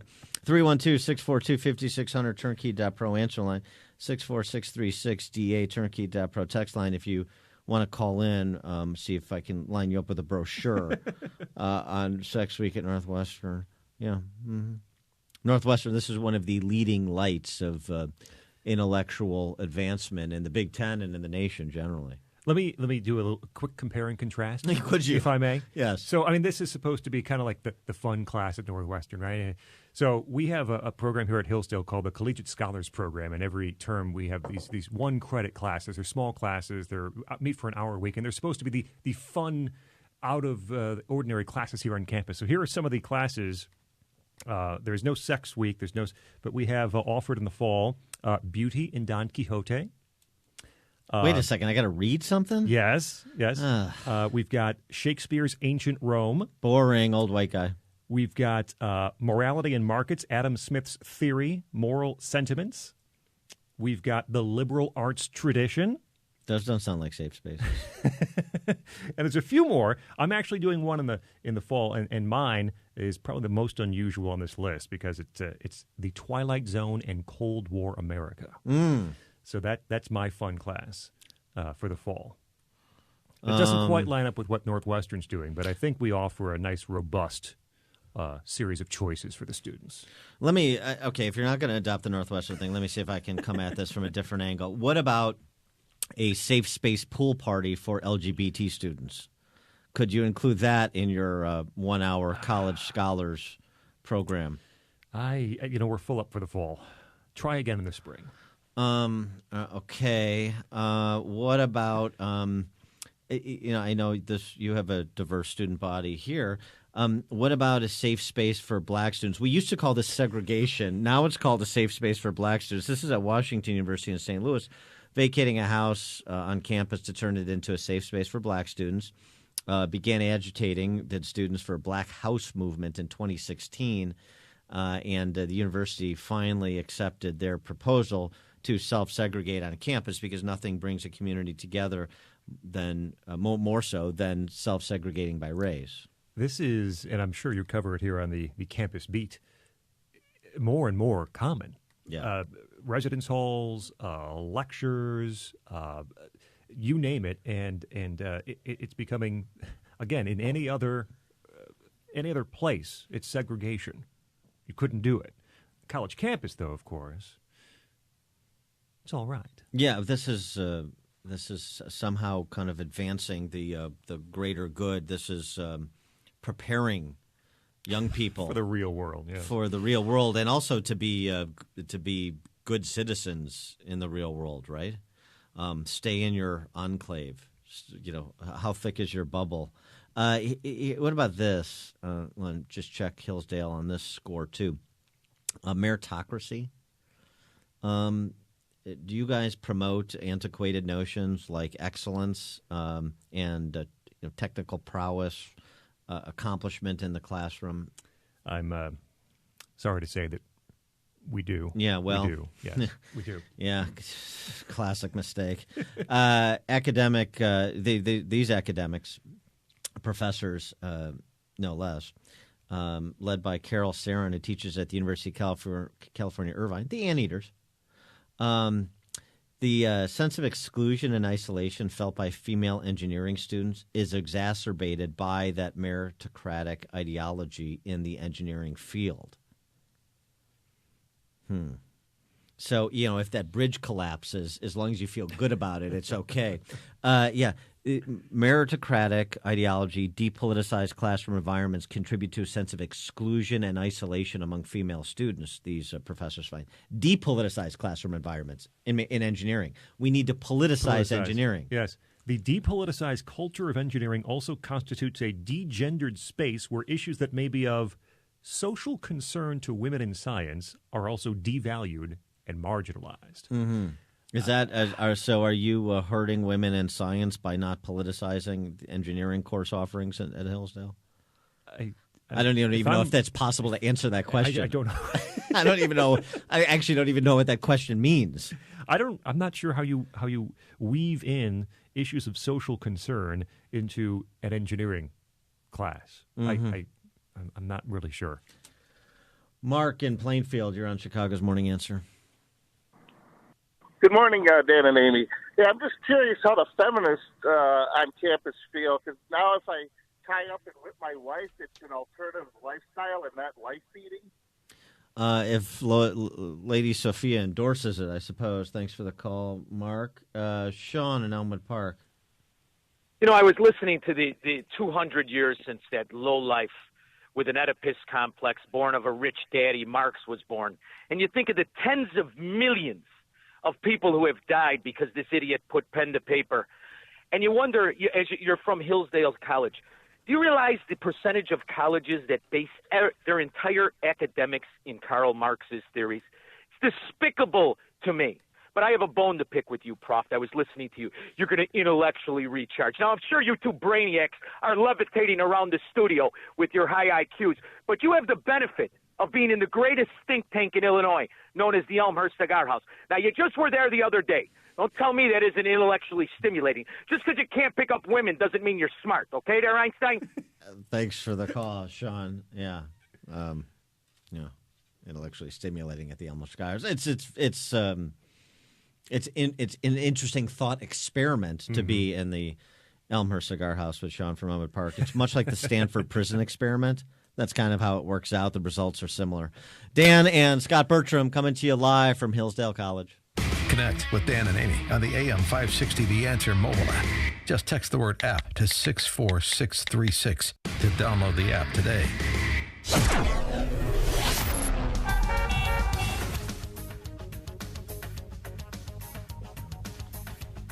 Keep forgetting I have to do all this weather business with Amy gone. Today, rain mainly before 10 a.m., patchy fog before 8 a.m., high near 54. Tonight, mostly cloudy, low around 38. Tomorrow, sunny, high near 51. Mostly cloudy overnight with a low around 40. Now let's check the roads with Jim Telemonte. Thanks, Dan. The rain is slowing travel a bit, though with this being spring break for many and some off for Holy Week, it's lighter than usual on most of the expressways. We do have major closures in Barrington at Northwest Highway and Cuba Road after a collision involving a pedestrian and a Metra train. Service is severely limited on the inbound side of the Union Pacific Northwest line. Edens is 19 minutes, Lake Cook to Montrose, but outbound 32. Kennedy, 42 minutes, O'Hare to downtown, outbound 35. To Bud Eisenhower, an hour, 390 to downtown. 42 minutes from Mannheim, outbound 49 to 390. Stevenson, an hour and 2 minutes, 355 to Lakeshore Drive, outbound 43 minutes. Orion, 38 minutes, 95 to downtown. Northbound Tri-State slow, Cicero to 31st. After the Reagan, Tollway Lawrence. Northbound Veterans Memorial, see delays 75th for the Reagan Tollway. Then from the Army Trail toll to 290. I'm Jim Talamonte in the Alarm Detection Systems Traffic Center. Songs have been written about it. Wars have been fought over it. And just holding it in the palm of your hands is magnificent. Silver and gold have been bartered, bought, and sold for centuries. And now is the time for you to invest in one of the most recognized financial assets and ensure your portfolio is guarded against inflation and a declining dollar. For such an exclusive opportunity and investment, put your trust in Kedzie Coins. Kedzie Coins is an accredited precious metals dealer member with family roots in the heart of Chicago. And as members of the Professional Numismatics Guild, they are committed to the strictest standards of excellence and ethics. With one of the largest selections of gold and silver bullion minted in the U.S., Kedzie Coins is your destination to buy American. Visit one of their 3 locations, Kedzie Coins and Jewelry on 59th and Kedzie in Chicago, What a Gem Jewelry and Coins in Berwyn, or the flagship store, Broadway Jewelry and Rare Coins in Bradley, just north of Kankakee. For questions or to set up an appointment, call 773-436-0777. On AM 560 The Answer, we talk about the important issues that affect your world. Things like the economy, education, and foreign policy. There's always so much going on in the news that we don't always have the time to focus in and talk about the big ideas behind the important issues. Enter Upstream Ideas online at upstream-ideas.com. Upstream Ideas, in partnership with the Illinois Opportunity Project, provides the kind of information that informs the policy discussions happening here on AM 560. At Upstream Ideas, you'll broaden the debate, move beyond partisan assumptions, and challenge accepted beliefs. Upstream Ideas goes against the current and thinks upstream. Go online now at upstream-ideas.com. That's upstream-ideas.com. You'll be armed with new information and fresh perspectives to help encourage you to make the state of Illinois and the United States of America a bit freer, a bit more just, and a bit more civilized. Upstream-ideas.com. Balance of Nature's fruits and veggies. I'm Mark Gastineau. I played in the NFL for 10 years. I was diagnosed with CTE, with dementia, Alzheimer's, and Parkinson's. The fruits and vegetables that we take from Balance of Nature is the best thing that we could ever do. And I'm calling in now to order extra because of my wife has been taking mine because she sees a difference in me. It is a wonderful thing that Balance of Nature is doing. I hear the testimonies on the radio, but I'm a testimony for myself. And the fruits and vegetables, if I don't take them every single day, my day is not going to go the same. So God bless you, and thank you for what you've done for my wife and I. When you call, use discount code CHICAGO, and we'll take 35% off your first month's order and ship it to you free. Call 800-246-8751 or go online to balanceofnature.com and use discount code CHICAGO. Hey, Radioland, Ken here from Income Store. Did you know making money is like a combination lock? If you know the numbers and the proper order of the numbers, it has to open. The lock doesn't know or care if you're 8 or 80 years old. It has to open. Making money is the same way. When you know the steps and know the right order for the steps, Revenue generation has to happen. As we like to say at Income Store, if you know the steps to take and you take the steps, revenue will be created. For close to a decade, we have proved to thousands of households and businesses that adding an additional revenue stream is not magic or luck. Both Forbes and Inc. praise Income Store as a can't miss when it comes to creating revenue for a home or business. If you'd like to see exactly how anyone from a teenager with more time than money to an executive with more money than time can add a revenue stream to their home or business, just open one of the 2 entry doors you'll find at IncomeStore.com. That's IncomeStore.com. Earnings vary based on your effort. Do you want to learn how to make money flipping houses right here in Chicago? If so, we have an amazing opportunity for you. We're looking for a small group of motivated individuals to join our real estate investing team. You'll learn our simple 3-step system for flipping homes right here in the local area. This is Than Merrill, star of A&E's hit TV show Flip This House. My team and I are looking for a handful of people in the Chicago area who want to learn how to make money flipping houses in your spare time using other people's money. Chicago is a perfect market for my system, and this week I'm holding a free 2-hour educational workshop where you will learn how to make money flipping homes and how to build long-term wealth with income properties. To get 2 free tickets to Than's workshop, call 1-800-900-9144. Seating is extremely limited. Call right now because this free ticket offer expires this Friday. That's 1-800-900-9144. That's 1-800-900-9144. Signature Bank is Chicago's fastest-growing independently owned business bank. It's a bank where relationships still matter. Signature Bank knows your name and your story. I'm Dan Proft, and I know this because Signature Bank is my business bank. I'm Bob Ament, a founding partner of the law firm of Dassman & Ament and longtime personal customer of Signature Bank. Our firm recently left one of the larger banks to bank with Signature Bank, and it's been a refreshing change. With Signature Bank, we've been able to tailor banking solutions that fit the specific needs of our firm. Beyond that, Signature Bank is responsive, efficient, and timely in meeting those needs. If I have a request, I pick up the phone and talk to Mick O'Rourke, not someone at a phone bank thousands of miles away. Dassman & Ament needed more than what the larger banks offer, and we found that with Signature Bank. Signature Bank is looking for their next success story. To learn more about turning your business vision into reality, visit signaturebank.bank. Signature Bank, helping local businesses succeed. Member FDIC, Equal Housing Lender. Dan Proft here, and you're invited to join me at the Judson University World Leaders Forum on April 19th. This year, the forum features former Speaker of the House Newt Gingrich and former Governor of Vermont Howard Dean. The topic of this year's forum, a bipartisan conversation about leadership in divided times. The World Leaders Forum features 2 events, a community event held at Judson University in Elgin at 2 p.m. on April 19th, to hear from both Newt Gingrich and Howard Dean before a Q&A session. Then at 5 p.m. that evening, the World Leaders Forum continues at the Hilton Chicago Hotel at a signature VIP reception featuring a photo opportunity with both Newt Gingrich and Howard Dean. A portion of the ticket is tax deductible, with proceeds funding the Judson Leadership Scholarships, innovative entrepreneurial activities, and sustaining the World Leaders Forum. I'm excited to be moderating this year's event, so join me at the Judson University World Leaders Forum with Newt Gingrich and Howard Dean. Get your tickets today at judsonu.edu/WLF. That's judsonu.edu/WLF. AM 560, The Answer. Dan and Scott Bertram sitting in for Amy this morning, broadcasting live at Hillsdale College, where Scott is the general manager for WRFH, Radio Free Hillsdale. And we're doing a little campus beat. Let's go to Ralph and Rantoul. You're on Chicago's Morning Answer. Yeah, good morning. Well, when I was at Purdue as a chemie, about 1/3 of the class was females, and I don't remember any of them griping about any lack of gender bias or pro-gender bias or any. It wasn't discussed, and one of the people I went to because they were school being with oppressed. is an astronaut. And, apparently, though, the astronaut program's been taken over by the Department of Justice because all their flight suits are orange these days. I'm not sure what's up with that. But Thanks for the call, Ralph. Yeah, he's an astronaut. You know why? Because he had to escape the wreckage he left behind at Purdue for the patriarchal, meritocratic, oppressive environment that he was a part of. And you can circumnavigate the globe, and you just can't run away from those crimes against female engineers, even at a place like Purdue and their engineering program. All right, coming up at 8:08, we're going to talk to David French, He's going to do some gunsplaining, but now we check the headlines with Dave Stewart.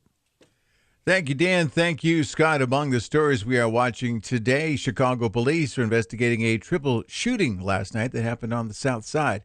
Cook County is suing Facebook over the possibility of misused data. Attorney General Lisa Madigan is also targeting Facebook. And Dan Webb will not be President Trump's lawyer. In sports and hockey, it was the San Jose Sharks 5, the Hawks 4 in a shootout. In the NBA, the Bulls are at the Houston Rockets tonight. Preseason baseball, Red Sox over the Cubs 4-2. The same two teams played today in Florida, and the Sox beat their Charlotte affiliate 9-5. Weather, rain ending, turning cloudy. We'll see a high of 55 today. More of Chicago's Morning Answer coming up, and now an update from Fox News on WIND Chicago.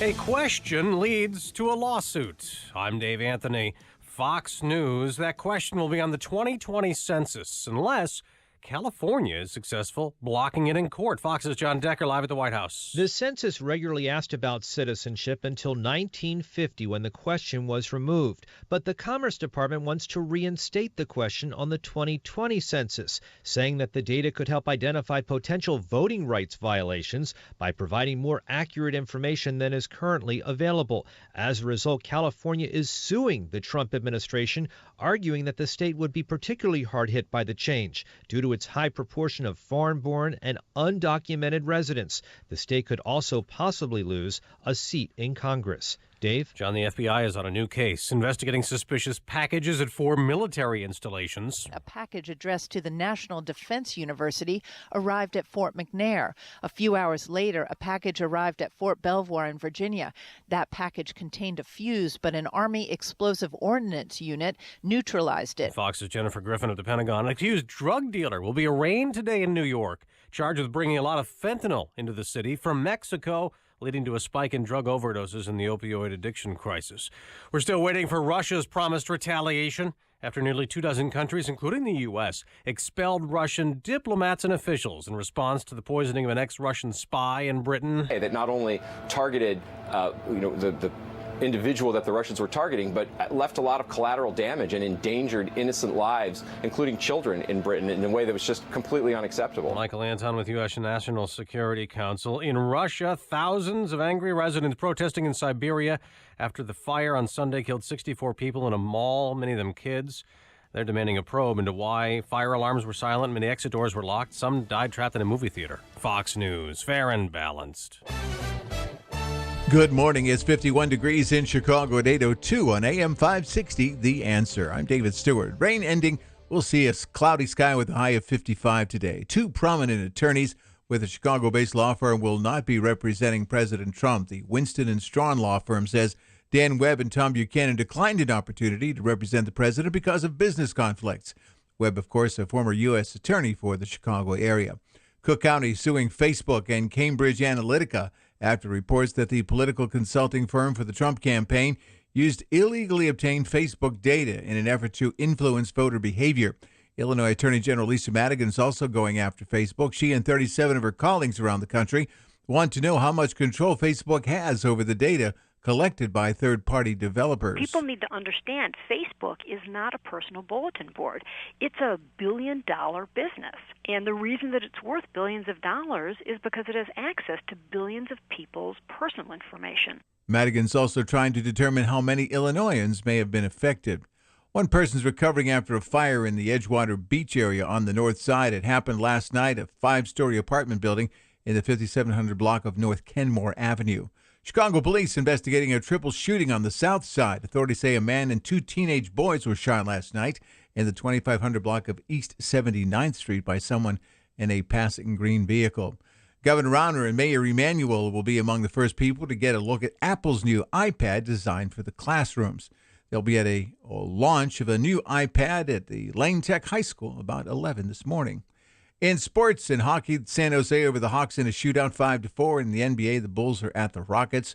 Preseason baseball, Red Sox over the Cubs 4-2. The same two teams playing today in Florida, and the Red Sox beat their Charlotte AAA affiliate, the Knights, 9-5. AM 560 News Time 8:04. Time now for the AM 560 Business Beat. And from the Fox Business Network, here's Jenny Casola. From the Fox Business Network, Apple unveils its new lower-cost iPad for students today. It'll be revealed at Lane Tech High School in Chicago. The new devices will compete with Google's Chromebooks, which can sell for as little as $200. The cheapest iPad currently starts at more than $300. Toys R Us is scheduled to be back in bankruptcy court today to report on its liquidation, which started Friday. The plan has been approved, even though toy manufacturers and other vendors who are owed money argued it was unfair to them. Mall company Brookfield Property Partners is buying the real estate company GGP, which owns Chicago's Water Tower Place, the Galleria Office Tower in Glendale, California, and many other properties. Brookfield already was part owner of GGP. The Dow was up 669 yesterday, NASDAQ up 227, S&P up 70. With the Fox Business Report, I'm Ginny Cosola.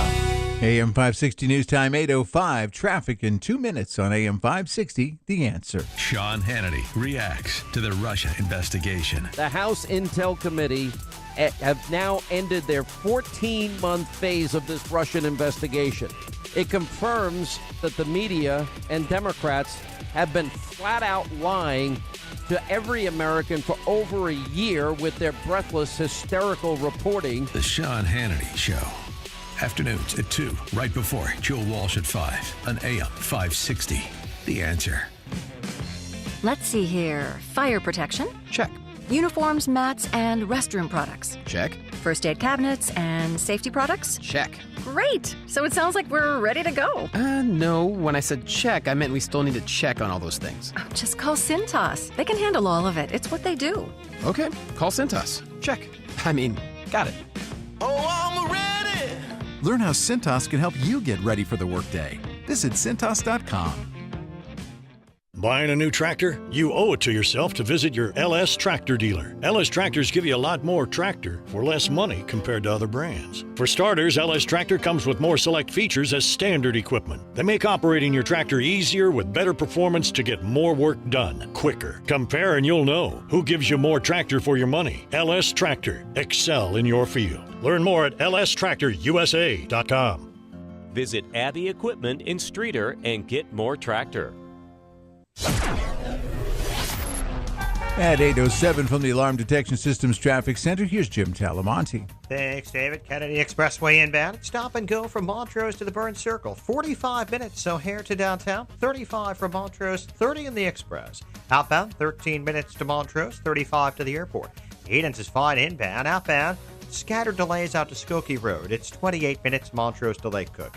About Eisenhower, 57 minutes, 390 to downtown. 41 from Manheim, outbound 43 minutes to 390. Stevenson, an hour and 2 minutes, 355 to Lakeshore Drive, outbound 43 minutes.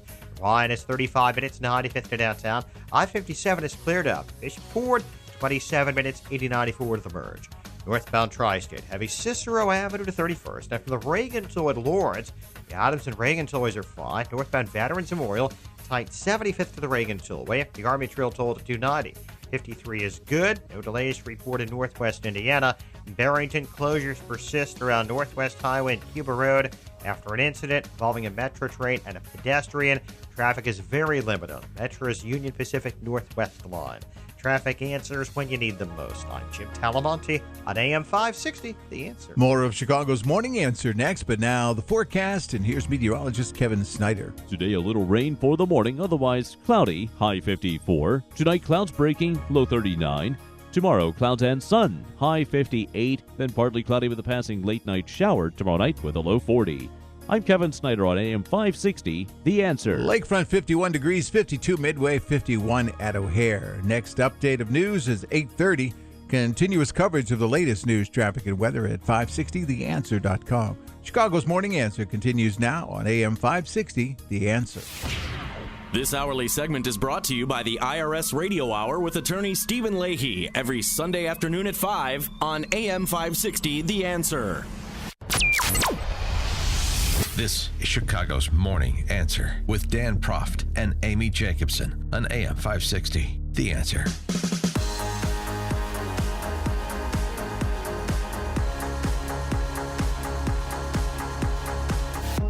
Top of the morning, Dan, and in for Amy this morning is Scott Bertram, a Bennett grad, a White Sox fan, a former morning guy in Illinois, in Rockford. And now he's the general manager of WRFH Radio Free Hillsdale, where we are broadcasting today at Hillsdale College, the Mesopotamia of American higher education. And Scott, we were talking about guns before, and you mentioned Charles Cook at National Review. Mm-hmm. He had his views largely informed by being a Brit about guns in America, and then he did the research, and those views changed a bit. And I always go back to this piece that was very underreported for all kinds of obvious reasons by Leah Labrisco in the Washington Post. This is back in October of last year. She is a researcher for 538 blog. Mm-hmm. She writes, before I started researching gun deaths, gun control policy used to frustrate me. I wish the NRA would stop blocking common sense gun control reforms, such as banning assault weapons, restricting silencers, shrinking magazine sizes, and all the other measures that could make guns less deadly. Then my colleagues and I at 538 spent 3 months analyzing all 33,000 lives ended by guns each year in the United States, and I wound up frustrated in a whole new way. We looked at what interventions might have saved those people, and the case for the policies I'd lobbied for crumbled when I examined the evidence. The best ideas left standing were narrowly tailored interventions to protect subtypes of potential victims, not broad attempts to limit the lethality of guns. A jarring statement. You would think it would have generated more attention than it did, especially since it's based on empirical research. Right. She went on to talk about the distribution of gun deaths. 2/3 of the gun deaths in the United States are from suicides. Almost no proposed restriction would make it meaningfully hard for people with guns on hand to use them. I couldn't even answer my own my most desperate question, she writes. If I had a friend who had guns in his home and a history of suicide attempts, was there anything I could do that would help? And then the next largest set of gun deaths, 1 in 5 young men aged 15 to 34 killed in homicides, most likely to die at the hands of other young men, often related to gang loyalties or other street violence, and so on. So all of the bromides and refrigerator magnet phraseology you heard over the weekend in D.C. has no relevance to dealing with the 33,000 gun deaths in America each year, and this is the research of somebody who came to the table predisposed to be marching in D.C. on Saturday. When you look at the fact, John Lott was on with us earlier, so many of the prescribed solutions simply wouldn't have changed any of the consequences, the outcomes of the shootings that people most want to stop. And my suspicion is that a lot of people who are advocates for those policies know that, and there's an ulterior motive. Now, some don't, and that means we got to do a little gunsplaining. And to help us with gunsplaining, per his piece in National Review, is our friend David French, who is a writer at National Review, of course, constitutional lawyer, best-selling author, and also a veteran of Operation Iraqi Freedom. David, thanks for joining us again. Appreciate it. Thanks so much for having me. So, gunsplaining, when gun aficionados, gun enthusiasts come over the top with detailed idiosyncratic knowledge of guns to those who are inclined to believe, as Leah Labrisco did back in the day, that banning guns or restricting their use or limiting the number that you can buy and so on and so forth is the right way to go. Well, you distilled the gunsplaining for us gunsplainers. Yeah, I used the term because it was adopted by a writer in the Washington Post who used it pejoratively to kind of to take on gun owners who sometimes roll their eyes at mistakes that they hear on television or dismiss gun control, critics of gun rights when they make mistakes. And now, look, there are a few times when gun rights advocates are too consumed with technical jargon and can kind of overwhelm people with technical jargon. But the reality is people who don't know anything about guns, don't know anything about gun crime, don't know anything about the effect of gun policy, don't know anything about self-defense, are telling Americans who have knowledge in all of those areas what's best for them. And the problem that you have is gunsplaining in that circumstance becomes an absolute necessity. So, for example, what you just went through with the Leo Libresco information, which is a piece that should have been shared all across the United States, when you hear the words assault weapons ban or large capacity magazine ban, what you have to understand is an assault weapons ban will not do one thing for suicides, which is most gun deaths in the United States. It will not do one thing to stop the kind of gun deaths that are the most common in the United States, which are the kinds of gun violence that's most common. You know, the gun homicides that are gang related or domestic violence related. It won't stop mass shootings because it's not like people are sitting there, mass shooters are going, well, if I can't shoot with an AR-15, I won't shoot at all. So it won't stop mass shootings. So what will it do? What will it do? What it will do is deprive some percentage of Americans of their weapon of choice for home defense. That's what it will do. But what it won't do is address any of the problems that we have of gun violence in the United States.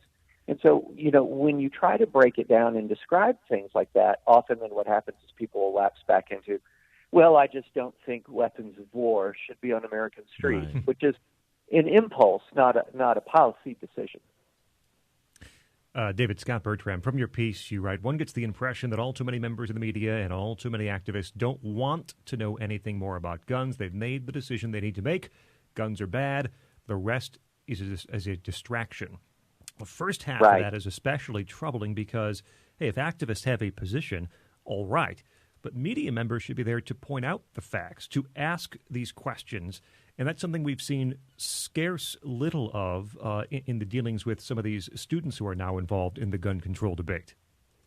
Yes, that's absolutely right. And, you know, the interesting thing is the invention of this whole term gunsplaining to kind of dismiss gun rights advocates when they try to educate the public, I think is going to make people feel even more self-righteous about their ignorance. So, you know, what you're going to have now is a pattern that, like where a person says, you know, actually, I don't think weapons of war should be allowed on American streets. And someone responds and says, well, you know, an AR-15 is not what our soldiers carry in combat. And then the immediate response is, well, don't gunsplain to me, you know.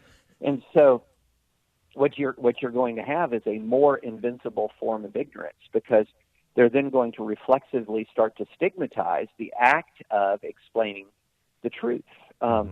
And, you know, these are important. This is critically important. I mean, what we're dealing with right now is the most of the quote-unquote common sense gun control restrictions that are talked about, the vast majority of them are restrictions that we know for a fact are not going to have a meaningful effect at all on the people who actually kill other people. But we do know they'll have an effect on law-abiding citizens. And that strikes me as exactly the wrong kind of reform. Why would you rationally enact reforms that have the negative effect is concentrated on the law-abiding when it's irrelevant to the criminal class, which are the group of people who actually commit the crime? And yet you say that again and again and again. And the retort is, again, I'll go right back to it. There's this impulse. Well, you just don't need that weapon for self-defense. Yet the person's already demonstrated their profound ignorance about guns. Why on earth should I listen to anything they say about what I need or don't need for self-defense, as opposed to actual experts who know the topic, who tell me things completely different from these people? Well, and also, too, the failure of institutions, right, as kind of all the civic institutions that form the bedrock of a free society continue to fail and fail spectacularly. It suggests even more need to be prepared to be ultimately held responsible for your own defense, whether you want to be or not. And I'm not just talking about the Broward County Sheriff's Office or the FBI in the Parkland school shooting case. Also, today or yesterday, we find out that the Orlando shooter's father was allegedly a longtime FBI informant.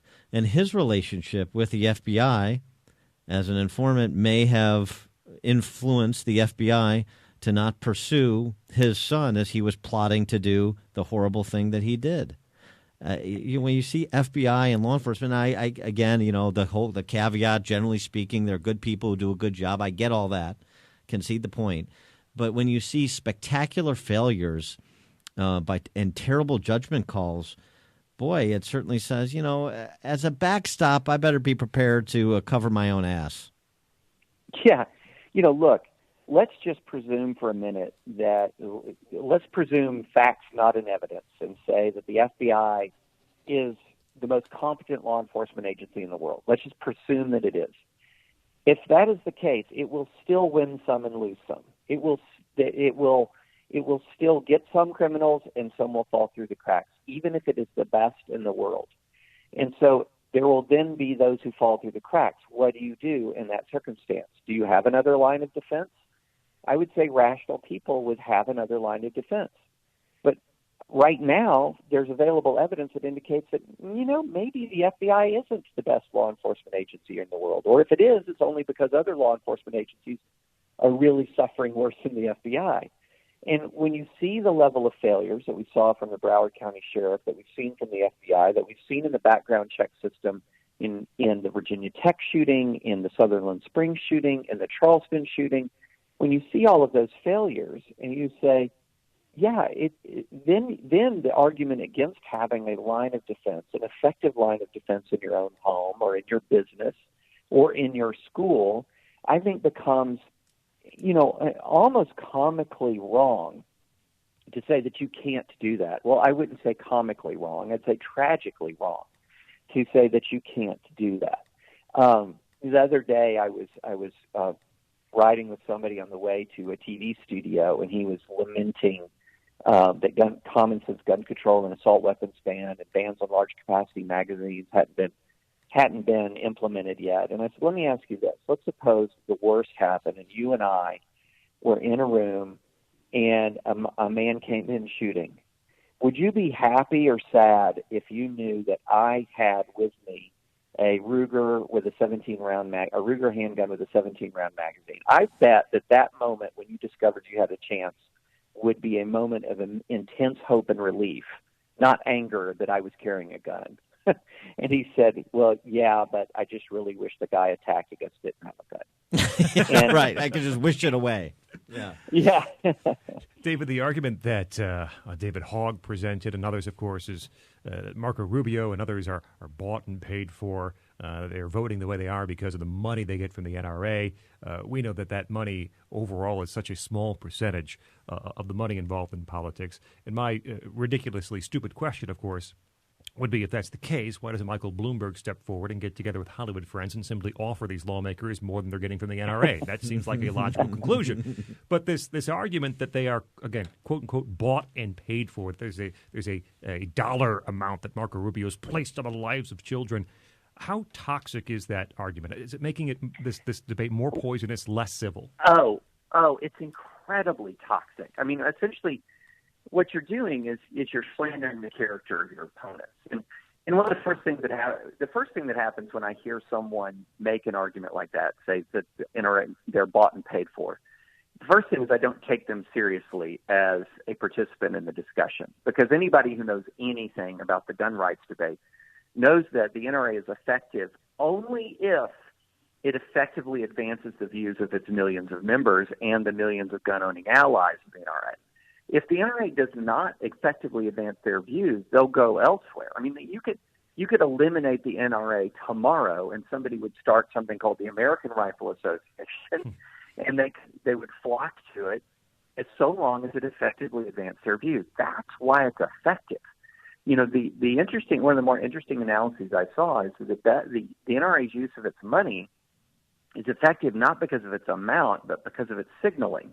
It says, this is the NRA's stamp of approval on somebody, and that tells the millions of people who follow the NRA that this guy is good on this issue. So the NRA, they don't know anything. The NRA reflects the will of millions and millions of people. And then the second thing it says is that you're dealing with somebody who's malicious. You're dealing with somebody who is waging culture war, not a policy debate. And a lot of this, we've got to be honest about this, a lot of this gun debate is culture war. Most of it, I'd say, is culture war. It's saying you people are bad, and we're good, and it's trying to stigmatize away gun ownership as opposed to reason to proper gun policy. He is David French from National Review, constitutional lawyer, best-selling author, veteran of Operation Iraqi Freedom. His latest piece you want to check out at nationalreview.com is In Defense of Gunsplaining. David French, thanks as always for joining us. Appreciate your insights. Well, thanks so much for having me. I appreciate it. And he joined us on the Turnkey.pro answer line. You're listening to Chicago's Morning Answer with Dan Proft and Amy Jacobson on AM 560. The Answer. Balance of Nature's fruits and veggies. I was always just sort of feeling tired. And so I said, maybe this will just help in overall vitality. But in the past couple of years that I've been taking it, I find my energy has been great. I've been sleeping better. I don't get the cravings for junk food as often as I used to. I really attribute it to the product. It's so easy to use. Even if I want to take a capsule for my daughter and I just pull it apart to mix it in some juice or something, it's just something I'm very grateful to be able to incorporate. I really love the product. I think it's made such a difference. Generally feel better, generally have better energy and more stamina. Breathing is easier, walking is easier. You're not in pain anymore, all right? I could go on and on. When you call, use discount code CHICAGO, and we'll take 35% off your first month's order and ship it to you free. Call 800-246-8751 or go online to balanceofnature.com and use discount code CHICAGO.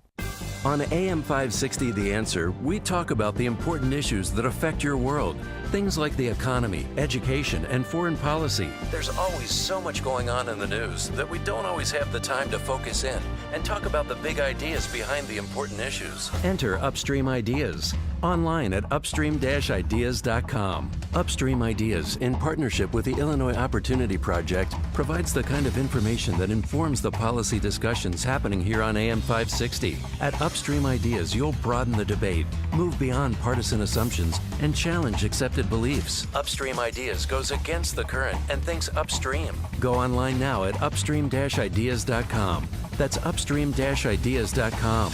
You'll be armed with new information and fresh perspectives to help encourage you to make the state of Illinois and the United States of America a bit freer, a bit more just, and a bit more civilized. Upstream-ideas.com. If you own a business, you'll do everything you can to keep the lights on. The thing is, keeping those lights on can be much more cost-effective than you ever imagined. And Twin Supplies can help. Twin Supplies specializes in helping businesses, public entities, and nonprofits get energy efficient with their lighting and take advantage of incentives from utility companies to help with energy improvement costs. From restaurants to schools, churches, and stadiums, they'll walk you through every step to realize maximum money savings in energy efficiency. Your maintenance staff will spend less time changing bulbs with worry-free fixtures that feature up to a 10-year warranty. Plus, the quality of your lighting will improve, resulting in improved working conditions and safety. Find out how much your commercial business can save with a free energy audit from Twin Supplies. Utility companies change their incentives frequently and funds can run out. Now is the time to take action. Don't wait. Call 630-590-5138 or log on to twinsupplies.net and take charge of your business's energy efficiency. Twinsupplies.net. It's Dan Proft, and I'm excited to tell you about the Dangerous Camp for Boys and over 20 other summer camps from Northridge Prep. What's Dangerous Camp? It's a camp designed to get your boys off their iPads, iPhones, and video games this summer. It's dangerously fun, not unsafe. They throw water balloons, play games, and learn the meaning of outdoor adventure. As a listener to the morning show, you've heard me talk about Northridge Prep, the all-boys school in Niles that instills the traditional values you hold as parents. Their summer programs for boys in grades 1 through 8 combine fun, adventure, and character growth. You won't find camps like this anywhere else. A few camps caught my eye, like basketball camps led by a former NCAA Division I coach and varsity players, Battles of the Civil War, Bugs and Botany, Intro to Musical Improv, even a robotics camp where campers learn to build, pilot, and code their own robots. Get your son off the couch and into the outdoors. You can learn more and register online at northridgeprep.org. That's northridgeprep.org. There's a lot going on with your mouth. It's how you communicate through speech and your smile. It's where you put food to fuel your body. It's how you show affection to your loved ones. The health of your mouth and teeth are so important, and Dentistry for All Ages in Elk Grove Village can help keep your mouth and teeth in excellent condition. When is the last time you had a dental checkup? It's suggested every 6 months. Dr. Leischner and Dr. Fernelli at Dentistry for All Ages focus on comprehensive consultations and most dental services. But start with an oral cancer screening using Velscope. It sounds technical, but it's a really simple process. And right now, you can get a free oral cancer screening with your dental cleaning and exam. Dentistry for All Ages is in Elk Grove Village, Suite 660, in the Eberly Building in Alexian Brothers Hospital, with a convenient indoor parking garage located on the first 4 floors. Call 847-439-2445 for an appointment, or go to dentistryforallage.com. Dentistryforallage.com. AM 560, The Answer. All right, Scott, here we go. The wussification of America, Dateline Elgin. Elgin City Manager Rick Kozel has been verbally reprimanded by the City Council. His staff must get training as a result of Kozel putting another employee in what was described as a bro hug. 78-page report on this incident, put together by something called Elgin's Professional Standards Officer, about an incident resulting in Kozel putting a bro hug on Neighborhood Services Director Colby Basham, who the city engineer thought rose to the level of workplace violence. And if you read... Don't make me. Okay. If you read... You will not... I mean, the person who was bro-hugged was not even the one making the complaint. It was someone else in the room that said it looked like he was choking her. Not workplace. Him. Him. Not workplace violence. It was ruled by the professional standard. Blah blah blah blah blah. But that, regardless, will result in training to be completed by the city manager and his staff, because he, even though they admit in the report that it was him bro hugging this guy, is like joking around like he's still my guy. Yeah. Okay. All right. There you go. Good government. The biggest problems facing Elgin, and one of the worst, which, by the way, is home to the second worst school district in the state behind CPS. And I know that's not a municipal function, but this is a culture problem. And this is just another example of it. Good grief. Elgin, honestly, you should be embarrassed. That training is simply don't touch anyone anymore. Right? That's how you know you're safe. No handshakes, no hugs. No fist bumps. That could be construed as a punch, I think, if you're going aggressively enough. So just don't touch people. I can't wait for the robots to take over. Coming up, Gary Schmidt, who is an American Enterprise Institute scholar, will talk about the rise of the revisionists, Russia, China, and Iran. But now we check the headlines with Dave Stewart. Thank you, Dan. Thank you, Scott. Good morning. It's 51 degrees in Chicago at 8:32 on AM 560, The Answer. Rain ending, turning cloudy later, with a high of 55. The 2020 U.S. Census will include a question about citizenship status. Mark Mayfield has details. The Commerce Department announced the move on Monday night, even after critics warned that the move could result in a massive drop in response rate from immigrants that are fearing they could be deported. In a statement, the Commerce Department said having this data will permit more effective enforcement of the Voting Rights Act. Civil rights groups say a drop in immigrant participation is going to result in inaccuracies that could impact how federal funds are distributed and even how congressional districts are redrawn. The Commerce Department also noted that citizenship questions were on the census from 1820 to 1950. Mark Mayfield, NBC News Radio. 2 young men were charged with what French police called the anti-Semitic murder of an elderly Jewish woman who had survived the Holocaust. Paris police say the men in their 20s stabbed 85-year-old Mireille Knoll nearly a dozen times before setting her apartment on fire last Friday. Lower investment returns for the Chicago Teachers Pension Fund means there's an additional billion-dollar hole in the system. It raises the question of how the fund can survive without additional taxpayer money. Mayor Emanuel's $8.5 billion O'Hare expansion plan is taxiing toward takeoff. City Council Finance Committee approved borrowing $4 billion against future airline fees and ticket taxes to get the project started. Full council expected to say yes tomorrow. The Finance Committee also approved an ordinance to give the city's police and animal control officers the right to break into a locked car in extreme weather to rescue a dog that's in danger. The sponsor is Alderman Gilbert Villegas. Whatever we can do to ensure that animals are safe, whether it's, on the state or city level, we should do it. The ordinance allows officers to break the window of the vehicle if they've made a reasonable effort to find the owner. In sports and hockey, it was San Jose, the Sharks, over the Blackhawks 5-4 in a shootout. In the NBA, the Bulls are in Houston tonight. Preseason baseball, Red Sox over the Cubs 4-2. Same 2 teams play today in Florida, and the White Sox beat the Charlotte Knights 9-5. News and service of Lowe's. Pro customers at Lowe's, you can save 5% every day when you use your Lowe's Business Credit Account. That's 5% on all purchases in-store or online. Subject to credit approval, U.S. only. AM 560 News Time, 8:34. A check of traffic in 2 minutes on AM 560, The Answer. Mike Gallagher explains why Trump's approval rating is going up. Phony, plastic, fake politicians just read scripts. They're not real. They're not authentic. This is what is so appealing to so many people about President Trump. His authentic delivery, his authentic self. The Mike Gallagher Show. Weekdays at 9, right before Dennis Prager at 11 on AM 560. The Answer. Progressive Insurance, committed to offering a streamlined shopping experience where home and auto can be bundled together. Now that's Progressive. Learn more at progressive.com or 1-800-PROGRESSIVE.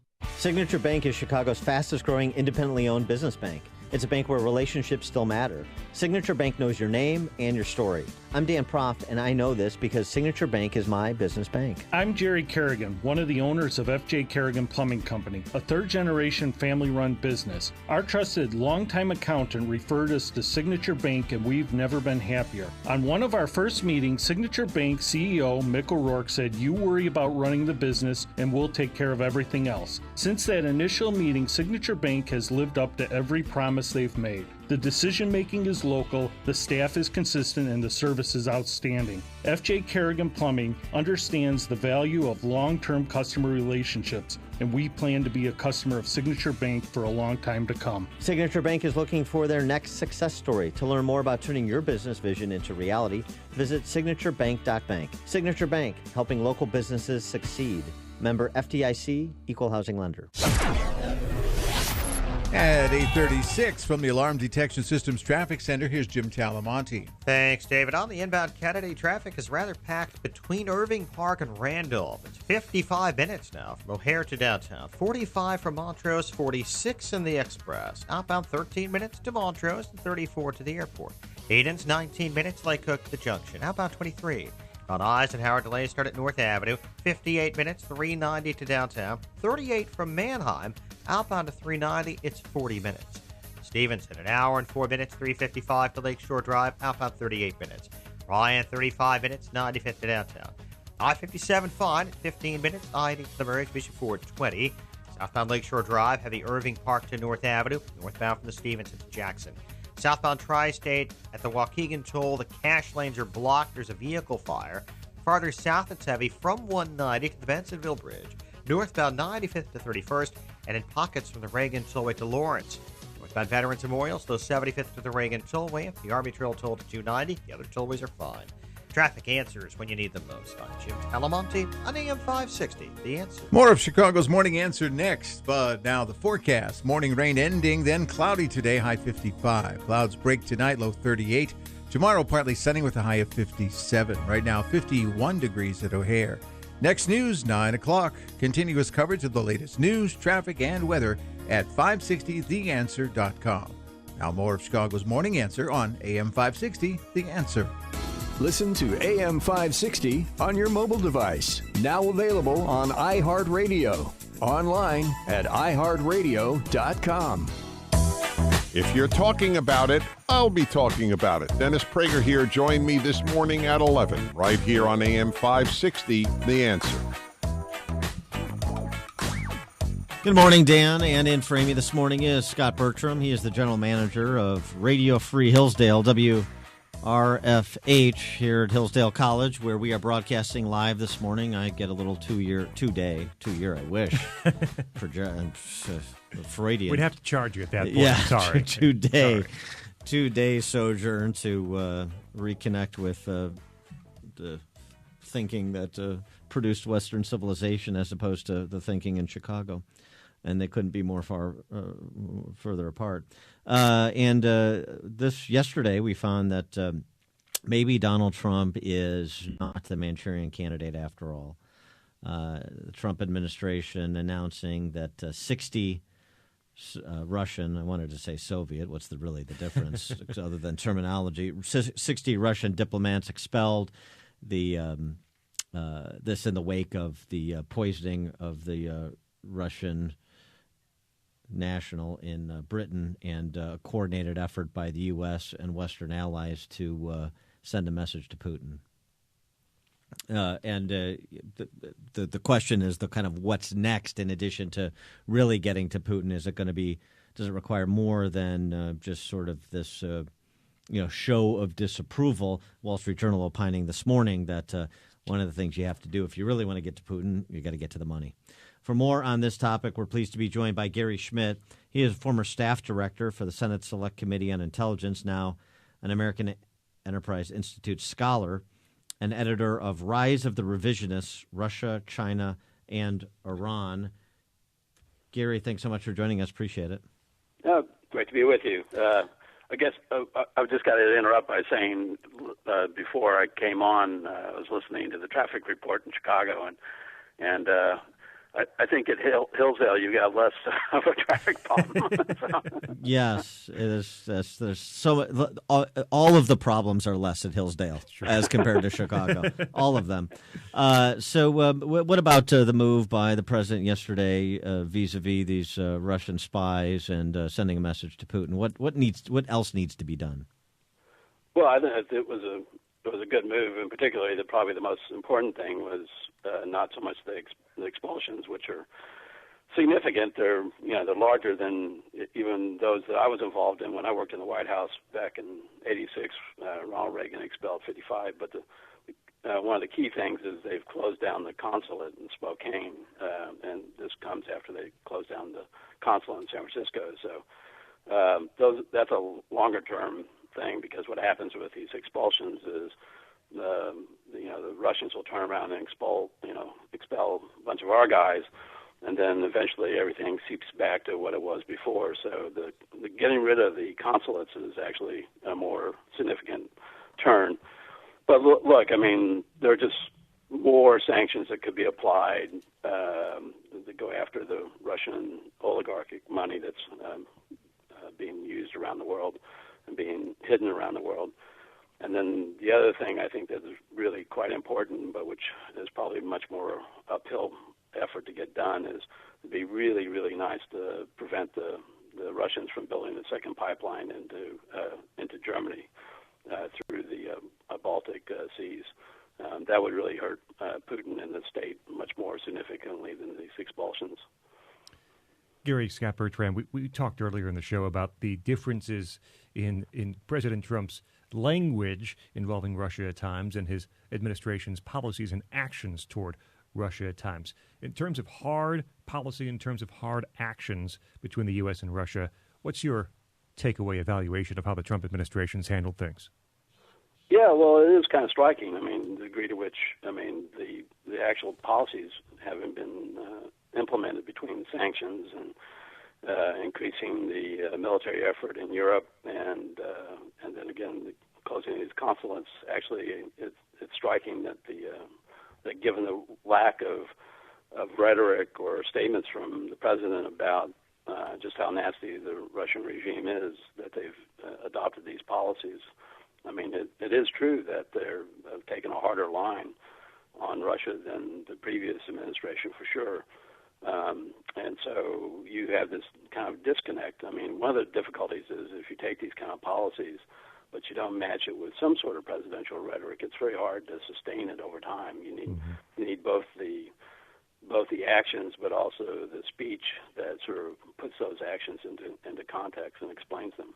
Are we about to see a harder line taken with Iran, with the change out of Tillerson and McMaster for Pompeo and Bolton, and the president's stated disposition from the time he was a candidate to present that Iran deal is one of the worst deals in American history and it should be undone? That's certainly the position of both Pompeo and Bolton. So what action do you suspect we'll see there and the impact of that action? Well, it's hard to know. I mean, I think in terms of John taking over for HR, I think, in fact, John Bolton taking over for HR McMaster, I think he'll be more simpatico with getting out of the deal more quickly. I'm still a little bit more reserved about, I mean, even though I think Mr. Pompeo actually has a much clearer vision of the threat posed by Iran, we do have to wonder a bit about when the difference between being director of CIA and being talking about the threats and the problems we face and the intelligence we have on those things. It's still a bit different when you become Secretary of State. Even though you may want to do X, Y, or Z, you still have to have the responsibility of trying to put together a diplomatic strategy for making that happen. So we may not see Mr. Pompeo be as blunt about the Iran, getting out of the Iran deal as many have anticipated. That said, I think he definitely does want to get out of the deal, so the diplomatic effort will be aimed in that direction. Gary, on the Iran deal, is there a persuasive argument to be made to leave it in place? I mean, have you seen Iran moderating or changing their behavior at all in the wake of that agreement? No, quite the opposite. We've seen, because of the relaxation of the sanctions, we've seen most of the new resources generated by the getting rid of the sanctions going into the military effort, and so we've actually seen Iran step up its game, both in Iraq and certainly in Syria and some in Lebanon, and also in Yemen. So, if anything, the deal, as whatever one thinks about sort of the prospects of them getting a nuclear weapon, which I'm pretty pessimistic that they won't get. The truth is the actual nuclear deal has relieved them of the economic pressures, and they've taken advantage of it to fill in the vacuum in the Middle East. Speaking about the pressures and the prospects, China and a trade war, I lost all my money on Thursday and Friday of last week. I got a little bit of it back yesterday. What about aggressive protectionist trade policy directed at China and jawboning the issue of IP theft, which is a real one? But how you assess the president's approach to China with respect to trade policy? Well, I work at the American Enterprise Institute, where the economists often pretend to talk about foreign policy, and foreign policy people pretend to talk about economics. So, caveat emptor when I'm talking about trade and tariffs. But look, I think it's a little bit too early to know exactly how this plays out. I mean, if this is an effort, negotiating tactic, we just have to see how strong they stay and what they can get out of it. I would say, having spent a number of years having conversations with Europeans, and particularly European businesses, about doing business in China, it is striking the consensus that now exists both in Europe and the U.S. And elsewhere, that China's trade practices and China's unwillingness to open up its own domestic market for foreign companies really has built to the point where you ought to be able to get a kind of a general consensus with China's largest trading partners that China has to reform these restrictions that keep the American businesses and European businesses from having a fair shake. So, I think the initial effort by the Trump administration is probably in the right direction, but I would hope that they do that in coordination with others who actually have the same complaints. He is Gary Schmidt, former staff director of the Senate Select Committee on Intelligence, American Enterprise Institute scholar, and editor of Rise of the Revisionists, Russia, China, and Iran. Gary, thanks so much for joining us. Appreciate it. Sure. Thanks for having me.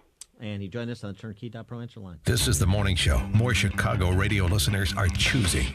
This is Chicago's Morning Answer on AM 560. The Answer. Coming up, former Supreme Court Justice and, of course, Northwestern law grad John Paul Stevens arguing for repeal of the Second Amendment in the New York Times. Okay, then. But I appreciate it. I always appreciate when people show you who they actually are and confirm what we know to be true, which is that's the real play. Weather today, rain mainly before 10 a.m. And a high near 54. Mostly cloudy with a low around 38 tonight. Sunny with a high near 51 tomorrow. Cloudy overnight with a low around 40. Now we check the roads with Jim Telemonte. Thanks, Dan. Traffic soggy on the inbound Kennedy from Irving Park to Randolph. 52 minutes O'Hare to downtown. 42 from Montrose. 40 in the Express. Outbound 13 minutes to Montrose. 37 to O'Hare. 8 to 19 minutes Lake Cook to Montrose. Outbound 20. Little heavy Dempster to Gulf. Mount Eisenhower, 55 minutes, 390 to downtown, 36 from Manheim, outbound 40, 390. Stevenson, an hour and 4 minutes, 355 to Lakeshore Drive, outbound 38 minutes. Ryan, 32 minutes, 95 to downtown. Tri-State southbound at the Waukegan Toll Plaza, left cache lanes blocked as a vehicle fire. Farther south is heavy from 190 to Bensonville Bridge, northbound from the Stevenson to 31st, and in pockets from the Reagan Tollway to Lawrence. Other tollways have cleared up. Southbound 53, a little slow, Palatine to Kirchhoff. I'm Jim Talamonte in the Alarm Detection Systems Traffic Center. If you're missing teeth or even a single tooth, dental implants are a fantastic way to regain your confidence, your smile, and your dental health. Dennis Prager here. You hear a lot of people screaming at you about dental implants, get it done in a day, or we can treat everybody, or hundreds of thousands of implants. Well, successful implants don't come from an implant factory. What you don't hear talked about is skill, treatment, and installation. These are what make for successful lifelong implants, and that's why you need to see Dr. Neruzzi at Fox River Periodontics. Dr. Neruzzi is the recommended choice of dentists that don't do implants. You need the experience, skill, and honesty that 24 years of dental implants bring. Everyone is different. Don't settle for mass-produced implants. Did you know that there is a difference in quality of the actual implant itself? Some are made to last, and some aren't. This is Dr. Neruzzi. I personally guarantee your happiness with your implants. Call Fox River Periodontics 630-632-7400 or just remember implantsforme.com. The following is a paid political announcement. For decades, our country has lived through the greatest jobs theft in the history of the world. Our factories were shuttered, our steel mills closed down, and our jobs were stolen away and shipped far away to other countries, some of which you've never even heard of. And who's responsible for those lost jobs? Career politicians. Senator Joe Donnelly profited from Mexican labor, and Congressman Todd Rokita and Luke Messer, they voted to fast-track Obama's trade deals. Donnelly, Rokita, and Messer let Indiana jobs go to China and Mexico and sat on their hands. We can't trust them to bring good jobs back.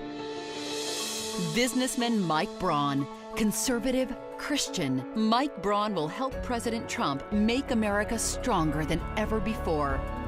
I'm Mike Braun. I approve this message. Paid for by Mike Braun for Indiana. Balance of Nature's fruits and veggies. I had this crazy thing happen with my eyesight. I went back to get my contact lenses done, and my optometrist, and I'm 46, he said, "This is really weird, but your eyesight is better." I'm like, I can't believe it, but I think it's these vitamins I'm taking. I'm a huge believer in the product. I've tried lots of stuff, and this is the only real thing that I've ever, because of all these comparisons with all the other stuff I've had, this is by far the best thing, and consistently. We're so healthy now on the Balance of Nature. There's no words to say how well it works. Doing good on it, really. I'm feeling my skin is softer, and I feel good.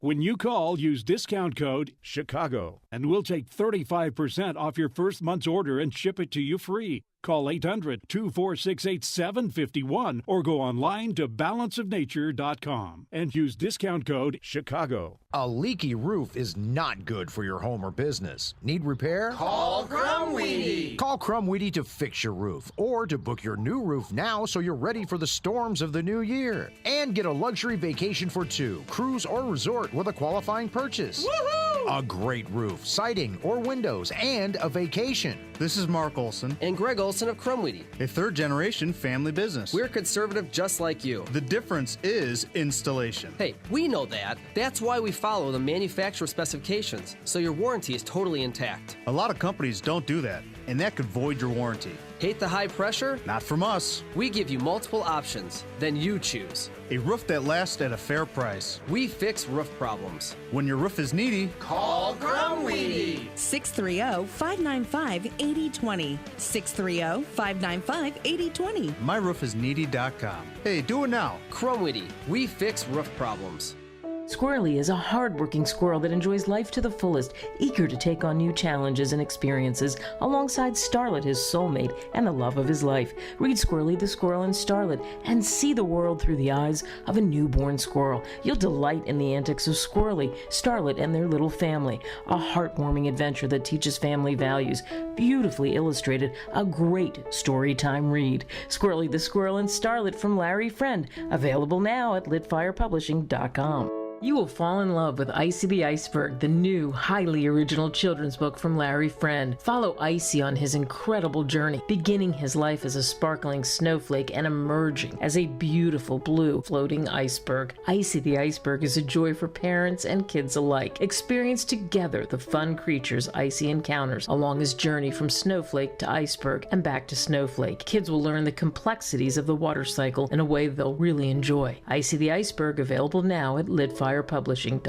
You know, it's not too late to service your furnace or too early for your AC. And the company you know you can depend on is the original Arlington Heights Heating and Cooling. They're not one of those massive impersonal companies with inexperienced technicians and subcontractors. Arlington Heights Heating and Cooling sends only their own highly skilled technicians. From service to installation and everything in between, their work quality and customer service is the best. The original Arlington Heights Heating and Cooling keeps homes and businesses comfy and warm. Call Carrie at 847-545-1700 or visit arlingtonheightsheatingandcooling.com. Mention AM 560 and receive 20% off your first service call. That's Carrie at 847-545-1700 or online at arlingtonheightsheatingandcooling.com. The original Arlington Heights Heating and Cooling, not the biggest, just the best. Are you stuck in a bad home mortgage? Well, join the club that has about 10 million other American families.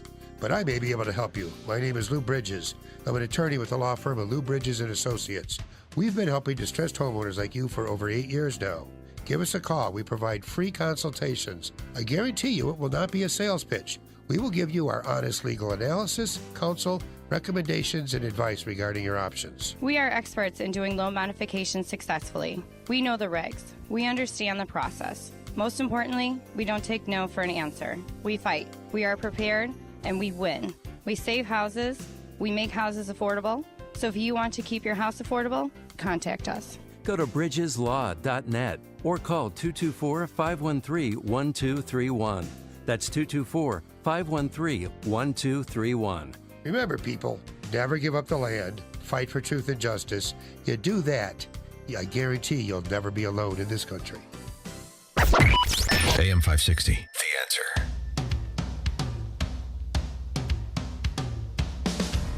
Dan and Scott Bertram, the general manager of WRFH, Radio Free Hillsdale College, where we're broadcasting live today and tomorrow, so you want to check back with us. And Scott, Larry King did Adam Carolla's podcast the other day, and he opined on the state of cable news. There's no shows like his anymore. We know MSNBC is liberal. We know Fox is conservative. We know CNN is sort of liberal. We don't have any kind of shows like I used to do. They don't exist. It's all spit it out, get it in, get it on. 24-hour news. Everything is breaking news. Did you notice that? Yes. Well, when you get flooded with things, if everything is breaking news, what's breaking news? No more suspenders on cable news. Especially now with Bob Beckel gone, too. There's right. really an absence of suspenders. His show was so unique, and I don't necessarily mean that in a great way. Nor should you. My class this year, we talked about talk shows and preparing for interviews, and of course I used the example of Larry King. And Larry's interview style was always no prep whatsoever. I just know the person and the name of the book, and he's going to ask the questions the common man would ask. Right. So give the common man a show then, if anybody could do it.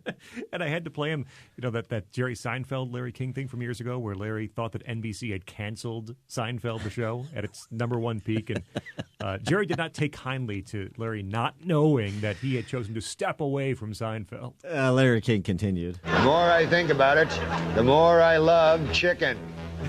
A great, great meat. So important observations like that. Is it just me, or is anyone else sick and tired of Nelson Mandela? When it comes to window blinds, vertical blinds are terrific, but so are horizontal blinds. Someone ought to tell all these high school students the guns just aren't safe, gang. Yeah, so you don't get those kind of kernels of wisdom on cable news anymore with Larry King gone. I mean, Norm Macdonald did such a great job. One of the other things he noticed that I never really noticed until he parodied it was how different the guests were in each of the half hours of his hour show. Right. He was like, we got Henry Kissinger talking about open door policy in China. And then Sherry Lewis and Lamb Chop will join us. So bizarre. Fantastic. My favorite little drop from Norm as Larry, which I used for a while when I was in college doing music radio. He said, you can say what you want to say, but for my money, there's no better musical artist than Boz Scaggs. Good stuff. Straight Larry King, lowdown, unintentionally hilarious. Thanks in large part to Norm Macdonald. All right. Well, Scott, pleasure. Thanks for sitting for us. We're going to do it again tomorrow. Let's do it. Appreciate you being here and broadcasting from Hillsdale. It's my pleasure to be here. And now we turn it over to Dave Stewart for the headlines. Thank you, Dan. Thank you, Scott. Among the stories we're watching today, Chicago police investigating a triple shooting last night. Cook County is suing Facebook over some misused data. And Mike Madigan's holding a hearing on licensing gun dealers. More of Chicago's Morning Answer will be coming up. But right now, it's time for an update from Fox News on AM 560 The Answer. You're listening to WIND Chicago, where it's 9 o'clock.